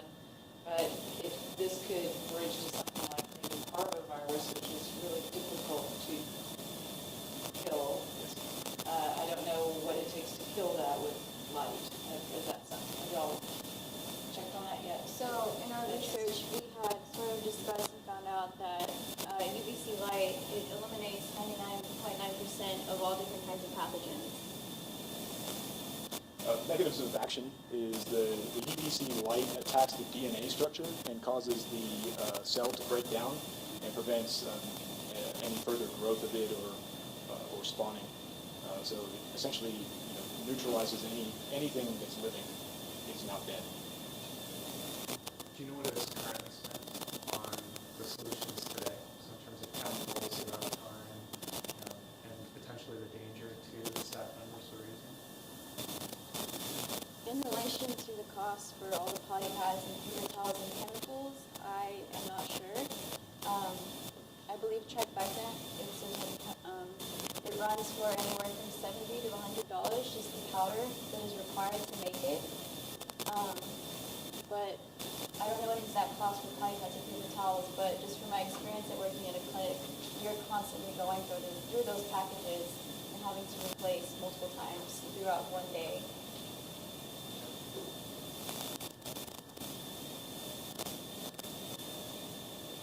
So unfortunately, go ahead. Unfortunately, our video didn't show, but at the end of this, if you'd like to see it, we would love to show it to you. Thank you very much.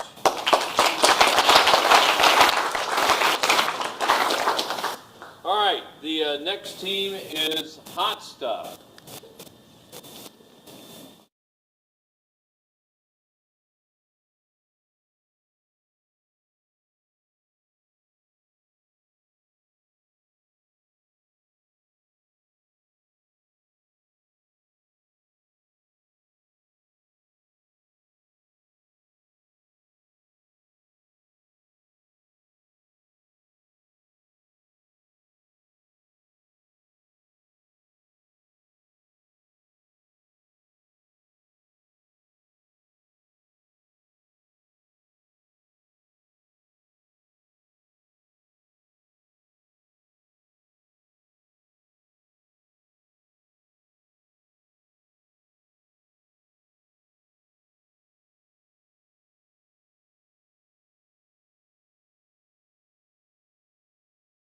Hot Stuff.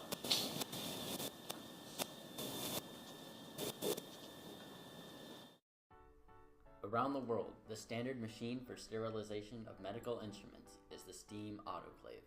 Since its invention over 50 years ago, the testing method for ensuring sterilization has remained stagnant. These chemical tests only measured that sterilization temperature was reached with no indication of time. Today, we are reimagining the way sterilization is measured with the Reusable Thermomechanical Sterilization Indicator, RTSI. The RTSI would guarantee that the proper temperature of sterilization was reached and that the temperature was maintained for the necessary time period.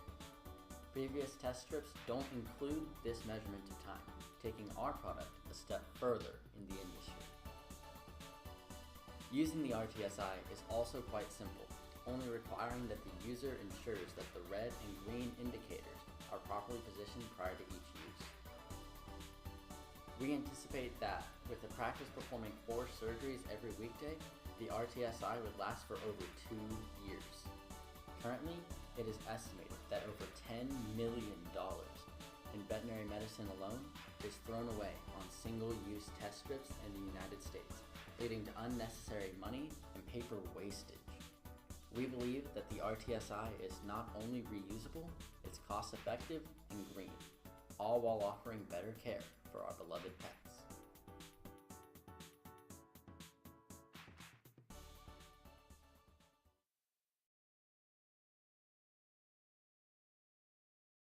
sterilizing medical tools does not show that the standard for sterilization is being met. Our product will more accurately represent the sterilization process and be reusable and cheaper than the current methods. Ladies and gentlemen, we're Team 13, a group of vet and engineering majors, and this is our product. So our product will be housed in an autoclave as it's being sterilizing equipment. So we need to make requirements that make the product work. We need it to withstand 121 Celsius for 30 minutes. We also need it to be moisture resistant and resist pressure changes of up to 2 atmospheres. We need it to be cost effective. We feel like that's one of the most important things. And we need it to fit in the surgery pattern. So when we were brainstorming and coming up with ideas for a solution to this problem, one of the first two things of the first things that we came up with were a sort of chemical solution that we could dip the current strips in to basically make them reusable, or make what we already have reusable. But that would involve a lot of upfront research without a guarantee of return on investment. The second idea that we came up with was a sort of electronic digital thermometer, but the electronics would have to survive through the environment of an autoclave, which it makes it more expensive and cost efficiency is hurt. And so with that, we went with our design, the RTSI. So our design, it is mechanical based. So it is a lot more efficient in that regard and under high temperature, high pressure. It works by the concept of thermal expansion, the idea that metal will expand as temperatures increase. And so our ideas behind this is that, so we have, we'll call them beads that are essentially being, they're flowing up this sort of cylindrical tube inside the surgery pack. And if the metal ring is not hot enough, then these beads cannot flow through as this ring is too small. However, as temperature increases, the ring grows in size, the beads can flow through. And all that the veterinarian technician has to do is simply look to see that the correct amount of beads have passed through using a color indicator. And then this shows that the correct temperature has been reached along for the correct amount of time.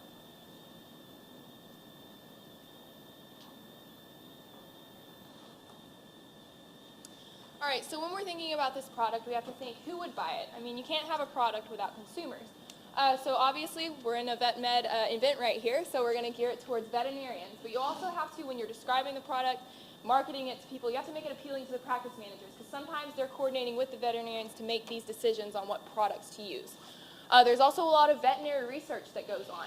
So we can all, and they often have to autoclave and sterilize their things. So then they could also appeal to those researchers. And even then, eventually, we could take it on to other medical professions like human medicine, and we could take it to dentists and any other place that uses steam autoclaves. So why our product? We have 3 things we want to talk to you about this. We have cost efficiency, there's no other product on the market like it, and also the fact that I'm blanking, I will come to it. Anyway, so first I'll talk about cost efficiency real quick. So the current strips that we use are actually only 7 cents, which we were like, oh my gosh, that's so cheap.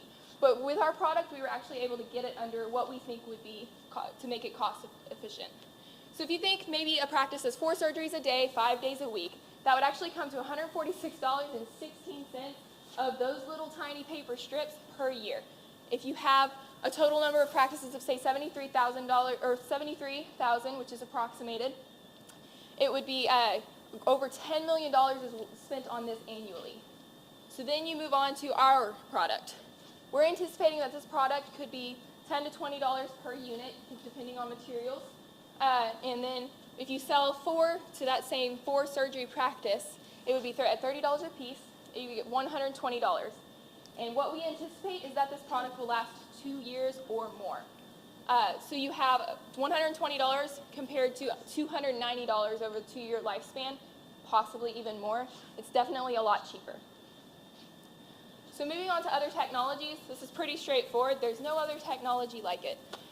There's no sort of sterilization indicator that is reusable. They're all disposable. And then there's also not any that guarantees sterilization at the proper time.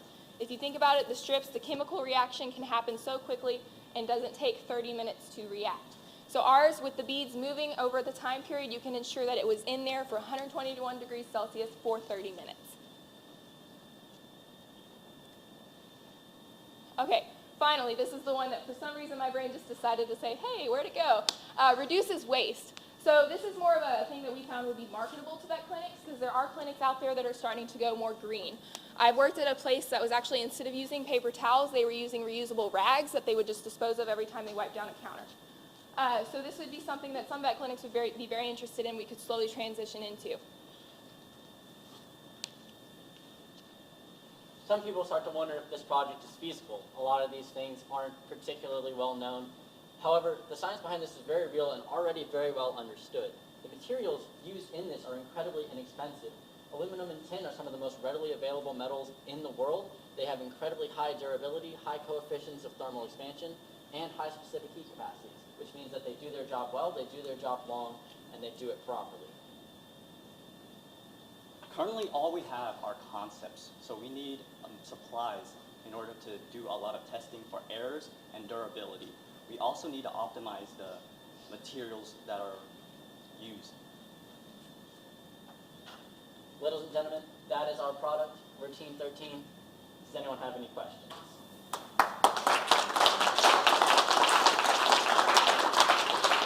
The judges, you have 5 minutes. I guess the first, by the way, great job again always, but the first thing I'd ask you is size. You've got a prototype here. Is that, We thought that might be a concern. That is a blown up version of the prototype. Okay, The actual materials themselves can be condensed down to about the size of an ink pen, which okay, fits great. very well inside of your standard surgical pack. So how would you know if it's broken? So this was actually a heavy concern that we had. The times that this would break would be significantly less often than an autoclave would break, which is already significantly less than we expected to. This only measures the specific instances in which an autoclave has broken and also the thing has failed, which is more accurate than the test strips do because they don't measure if the autoclave has failed. I'm not saying this is the perfect, infallible, end-all product. However, it is more secure and more accurate of the sterilization process than a regular test strip would be. If you don't mind, I add on to that. I was just going to say, like, that's another thing we want to do some testing on, durability and lifetime. Like, how long is this thing going to last? How long can we guarantee for our clients that they can use this thing without it breaking? So right now we're going, 2 years sounds about reasonable for aluminum and tin and those materials. But again, we would need a lot more research on lifetime, and that was just something we could not do in this 48 hours. Go. So the durability will be huge in vet practices. I have dropped, pretty much anything that can be dropped has been dropped. So it have to withstand that with any kind of investment from a vet. So definitely into the design. Your video, I need to go back to school and learn. Y'all, the video graphics on there, outstanding. But very, very good. Please check the fragility. So, and you probably said this, but the tube is glass, is that correct? No, the tube itself would probably be made of some form of high-density plastic. Glass would not survive in the autoclave. Good. So I don't really have any other questions. I just want to offer you $50,000 for a 20% share of your company. Sharks, anything else? It's not shark. Oh, sorry. We can make that happen. Assuming that they agree. Any other questions? Okay, thank you very much. Thank you, guys. Outstanding job. All right, the next one is called Pulse of Aggieland, but I believe that you have renamed your team. Is that correct? So you'll tell us the correct name when you get up here.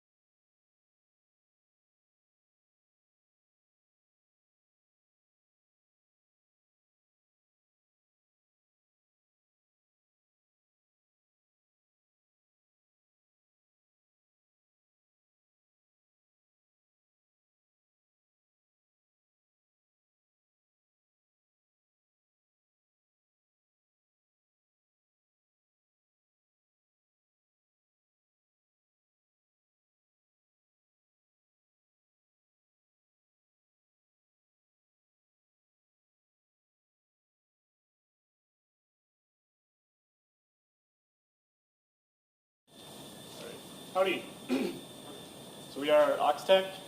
We had to change our name after we realized the pulse of Aggie Land is already taken by the Aggie band. So we're looking at the problem of improving pulse oximeter monitors. But we'd like to start by introducing ourselves. My name is Alan Abbott. I'm a senior industrial distribution major from Houston, Texas. Howdy, I'm Allison Gavlik, a junior mechanical engineering major from San Antonio, Texas. Howdy, I'm Erica Herrera, a junior biomedical sciences major from El Paso, Texas. Howdy, I'm Bella Strobush. I am a sophomore animal science major from Dallas, Texas. So let's get started by talking about why we're all here. Our purpose is to provide innovative solutions for common problems in the veterinary medicine industry. So we aim to improve the lives of not only industry professionals, but also those that we hold nearest and dearest to our hearts, our pets.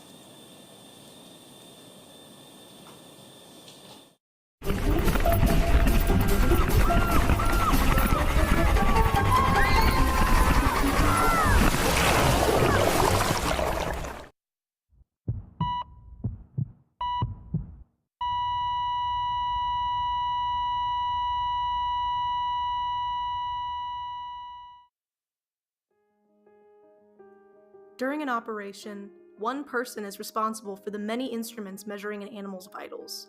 One distraction can be the difference between life and death.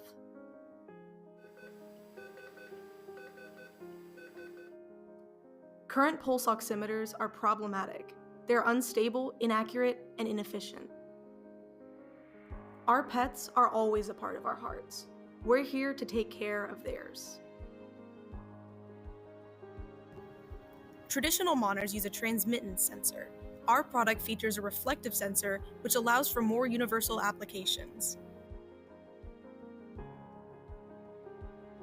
Our design combines a reflective sensor with an adhesive and a water-based gel to provide consistent readings.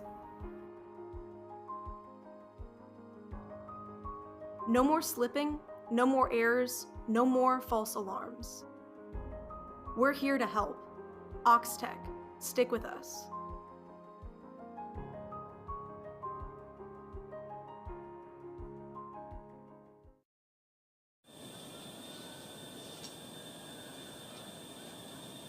So the problem that we're facing is that during surgery, veterinarians have to deal with ineffective pulse oximeter, and it's unreliable and inefficient. It can fall off during surgery or can provide inaccurate measurements, which will set off a false alarm that can really cause a distraction during a surgery. So based on the current one that's being used, it's bulky, it can fall off. We came up with a few design requirements that we want our product to have. We want it to have accurate measurements, so between 1% of the actual value. We want it to be universally applicable, so we can apply it in multiple locations, and it's efficient for all breeds. Since it's usually placed on the tongue, it needs to be non-toxic and also sensitizable, so there's no spread of germs. Along with the tongue is a very small area, so it has to be small in order to fit on that. So we want it to be a maximum area of 1 square inch. Alright, so presented right in front of you guys is the 4 design concepts that we worked on this weekend. So as you can see, the first one represents right now the transmissive oximeter that veterinarians are using, and that is the problematic one because, again, it could fall off, it is bulky, and it can cause a distraction within the OR. So we decided to use the reflective transmission after getting feedback from the veterinarians as we talked to them throughout the weekend. So then we started using a bunch of fabrics and materials to realize what kind of absorbencies they have and if they will affect any kind of wavelengths within the IR and the R light. So we started using silicone. So that is what the product is made out of. Since the silicone within the range of the 600 to 1000 nanometers, it does not absorb anything and cannot interfere with our transmission of infrared and red light.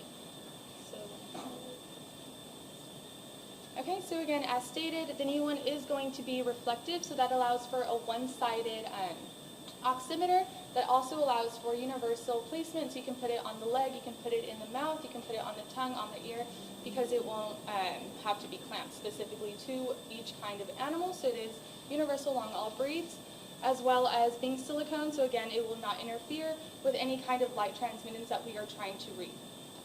Also, we did test several kinds of adhesives, so we tried the oral gel, and that would be an adhesive for the mouth so that around the silicone area, that waterproof barrier will not be falling off, and again, it won't distract within the surgery.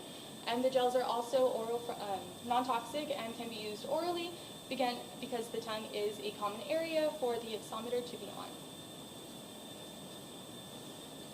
So the main benefits from this solution is providing a sensor that you can trust, and you can rely on. You have any number of data points or pieces of information that you need to read and understand and constantly monitor. And so if you have to doubt whether that reading is actually true, it's just one more thing to question. So we believe this sensor provides a more reliable source of information that you can trust the information. And it's the adhesive design makes it so that you can stick it and forget it. You're not worried about repositioning the sensor, looking at, do I need to moisten the area again? The idea is that you can put it on initially and not worried about it again, and just get that piece of information and not worry about it and mess with it. The lack of alarms going off when it falls off prevents distractions and kind of just makes it out of the way, out of sight, out of mind. It just gives you what you need. And then finally, making it a reflective sensor instead of a transmittive sensor means that you can put it more areas. So you can move it more out of the way in places that typically aren't currently used. So we believe that we've created a efficient, simple solution to this problem. But I think the most important question is, do y'all agree? Do you see using it? Do you have any questions?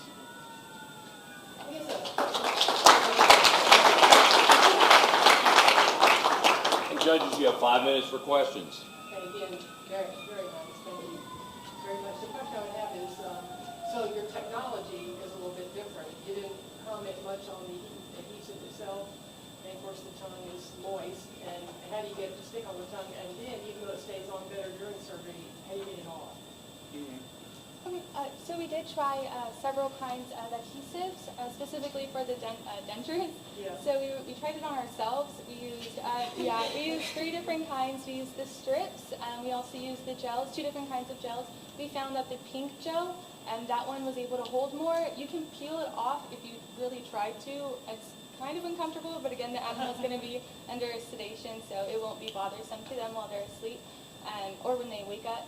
So yeah, we found that it was easy to take off once you really are attempting to peel it off. But at the beginning, of course, you want it to stick on. That is the purpose of the serum.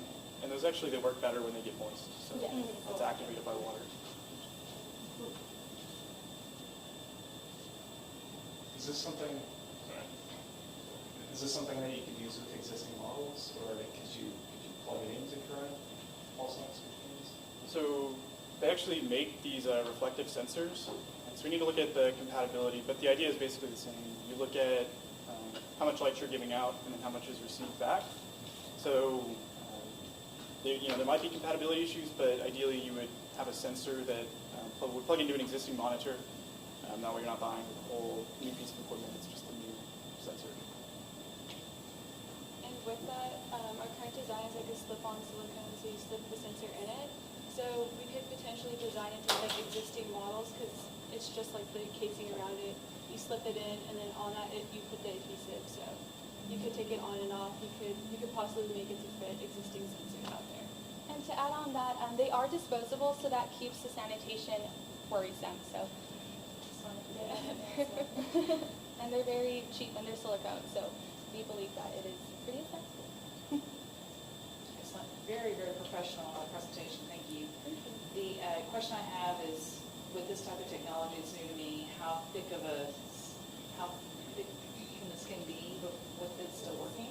I don't know if there's research into that at this point, but I'd be really interested in knowing if I can put it on a lion. I don't know, get everything in. I do that all the time. Right now the current usage is in humans, and typically they'll put it on the forehead, which I know is a fairly thin skin. So we would need to do a little more research into just how thick that could be and still get an accurate reading. But I know on the forehead that they do produce accurate readings, as good as the ones that are transmitted, like the ones on the finger or the tongue. just answered my question. Okay, thank you very much. Y'all did a great job. And the last team for the presentation is Thrumbusters. And so if y'all will come forward and be ready.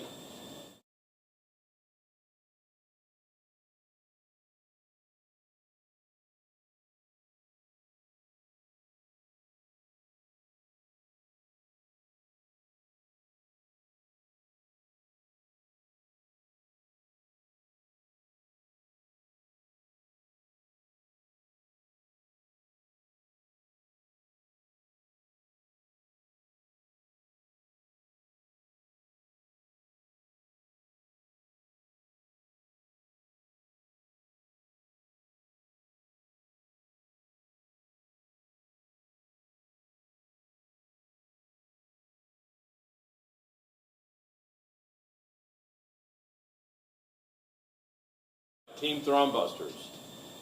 Howdy! Today we are going to talk to you about taking control of fate, a novel approach to removing feline blood clots. We are Team Thrumbusters, and my name is Phoebe Hostum. I'm a senior petroleum engineering major. Howdy, I'm Ashley Sadler. I'm a freshman biomedical science major. Howdy, my name is Charles Lee, and I'm a freshman biomedical science major. Howdy, my name is Kai Jishun. I am a junior in biomedical engineering. Hi, I'm Sarah Kate Hyde, and I'm a chemical engineering college grad. So today we're going to talk about, we're going to go through a little introduction of our problem. We'll talk a little bit more about the research behind our design, talk about the benefits of our product itself, as well as... Your cat is your best friend. The clicker is like, we can just go out of the video.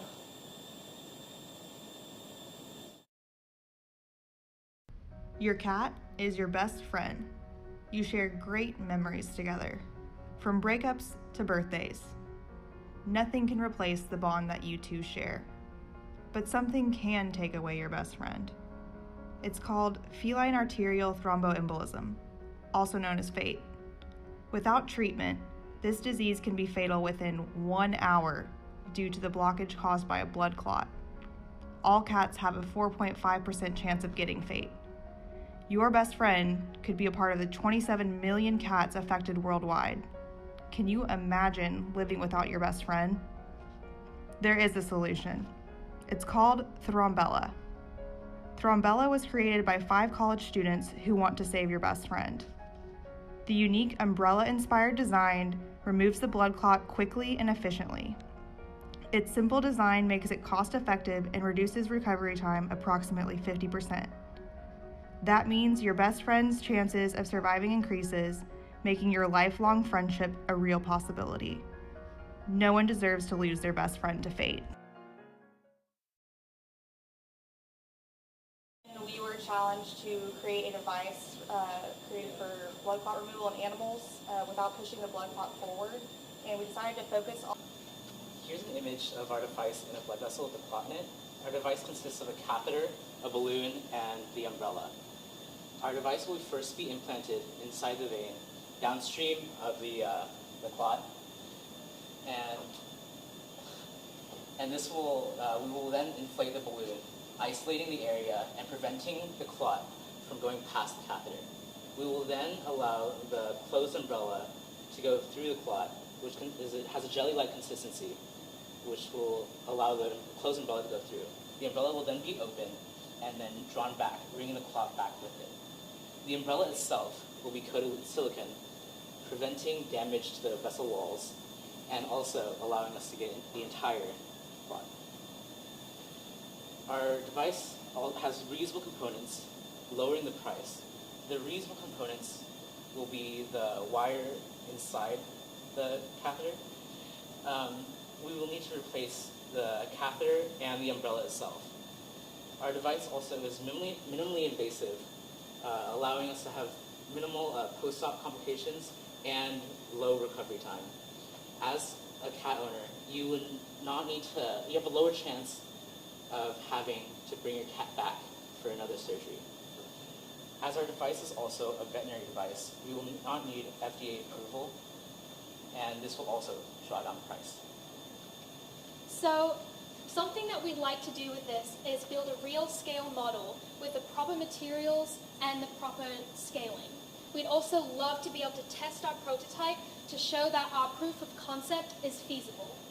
Some future applications that we see with our device is to potentially convert it to pneumatically operated so that the opening and closing of the umbrella is pressure related rather than manually done.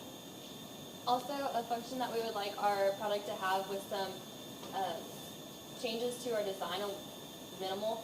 We want it to be able to take out other intravenous substances other than clots, like internal parasites and stuff like that.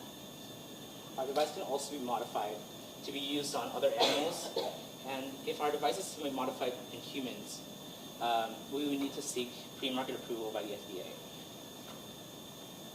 So we believe in this idea. We are committed to it.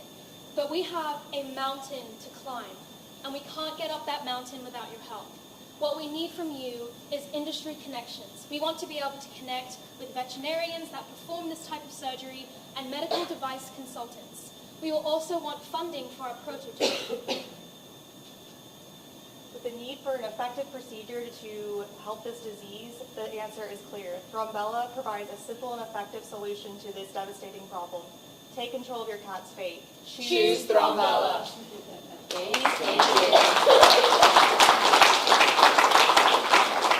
Great job. And judges, y'all have 5 minutes for questions. Again, great job, very professionally done. I love the way you presented everything. I want to ask a couple things that I'm just left unclear on. One is, can you talk a little bit about the anatomic approach to the clot? And then when you're going beyond it and bringing it out, does that clot actually go into the catheter, or how are you actually pulling it out? Yes, ma'am. So we were thinking that you would go in, make a small incision into the artery after you stop the blood flow on the other side. Go in, and then this is our very large scale prototype, but it would pierce through. This is like a wire. It would pierce through the clot. You hold the catheter really quick, and then inflate on the other side. And then as you're going back this way, it would close as the clot is going back into the catheter. And this would go back inside here. Also, the balloon would be inflated after insertion to prevent the clot from going the other direction on the vessel. Okay. So we know, based on our research, current blood clot removal involves a catheter and some kind of isolation system. So we're not trying to revolutionize the way that's being done because that is effective. We're just trying to modify something that currently already exists, being the umbrella portion. Like your umbrella. So, amazing presentation, great animation. I don't know how you do that, it was awesome. I know because of some conversations that I had with you guys that one of your directives was to make sure that you remove all of the clot, that there aren't like fragments left. So how did you determine how many teeth, I don't know what else to call them, the little prongs from the umbrella, how did you determine how many you need, and is there a connection between them like there was in your prototype? So speak to that. We would have a porous material covering each prong, which will allow blood to cover it over, and then we would draw it back. Also, we would cover it with a thin layer of silicone so it could be dragged up against the vessel wall but not cause any damage while still collecting all of the clot. So you talked a little bit about the time being against you. So how quickly would this have to be done in order for it to be effective? So based on our research, we saw that the terminal conditions can happen very quickly, and so having a simple tool readily available and potentially distributed at local emergency clinics, not just at specialist locations, could help with that. I can't tell you exactly the time it would take to get the tool because we haven't been able to do any tests, but I'd love to be able to do this and then follow up with you on that because it could be really interesting. Thank you. Thank you for your time. Thank We you. really Thank appreciate you. Thank you very much.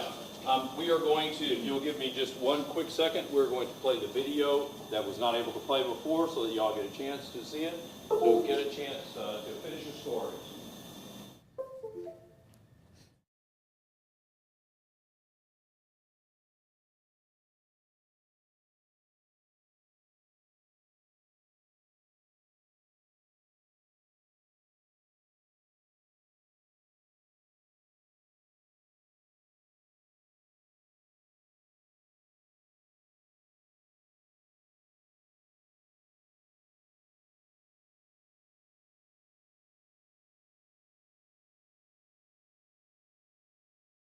On vacation and you get a call.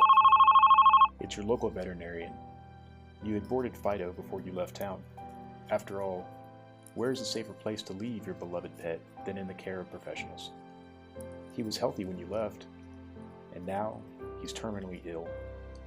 The kennel he was placed in was improperly cleaned, with traces of infected urine left behind by the last animal. Your beloved Fido now has leptospirosis, a zoonotic bacterial disease that can be transmitted through urine. This could have been prevented if proper cleaning practices had simply been followed. Unfortunately, many veterinary technicians are improperly trained or inconsistent in their cleaning protocols. And even in the most careful conditions, human error can occur. If only this could have been prevented. With UV Clean, we can kill 99.9% of harmful pathogens by harnessing the power of light. UV Clean utilizes UVC wavelength light to inactivate microorganisms by disrupting their DNA, rendering them unable to perform normal cellular functions. With our device, bacteria contained within urine can be eradicated within 30 minutes.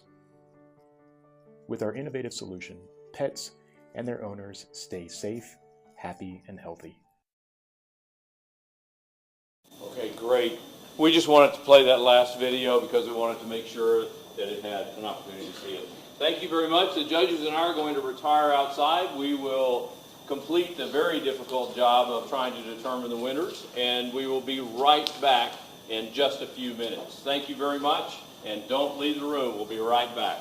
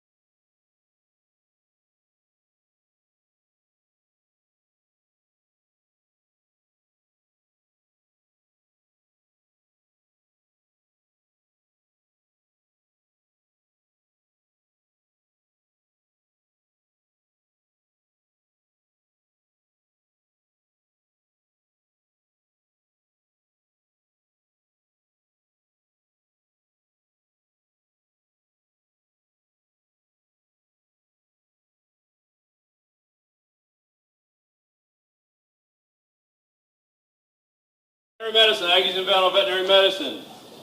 Just that way I'll hang on to all your prototyps, and if you want to continue forward, you'll at least know where all your prototypes are. In the past, they've tended to disappear, so please put them all back in the area.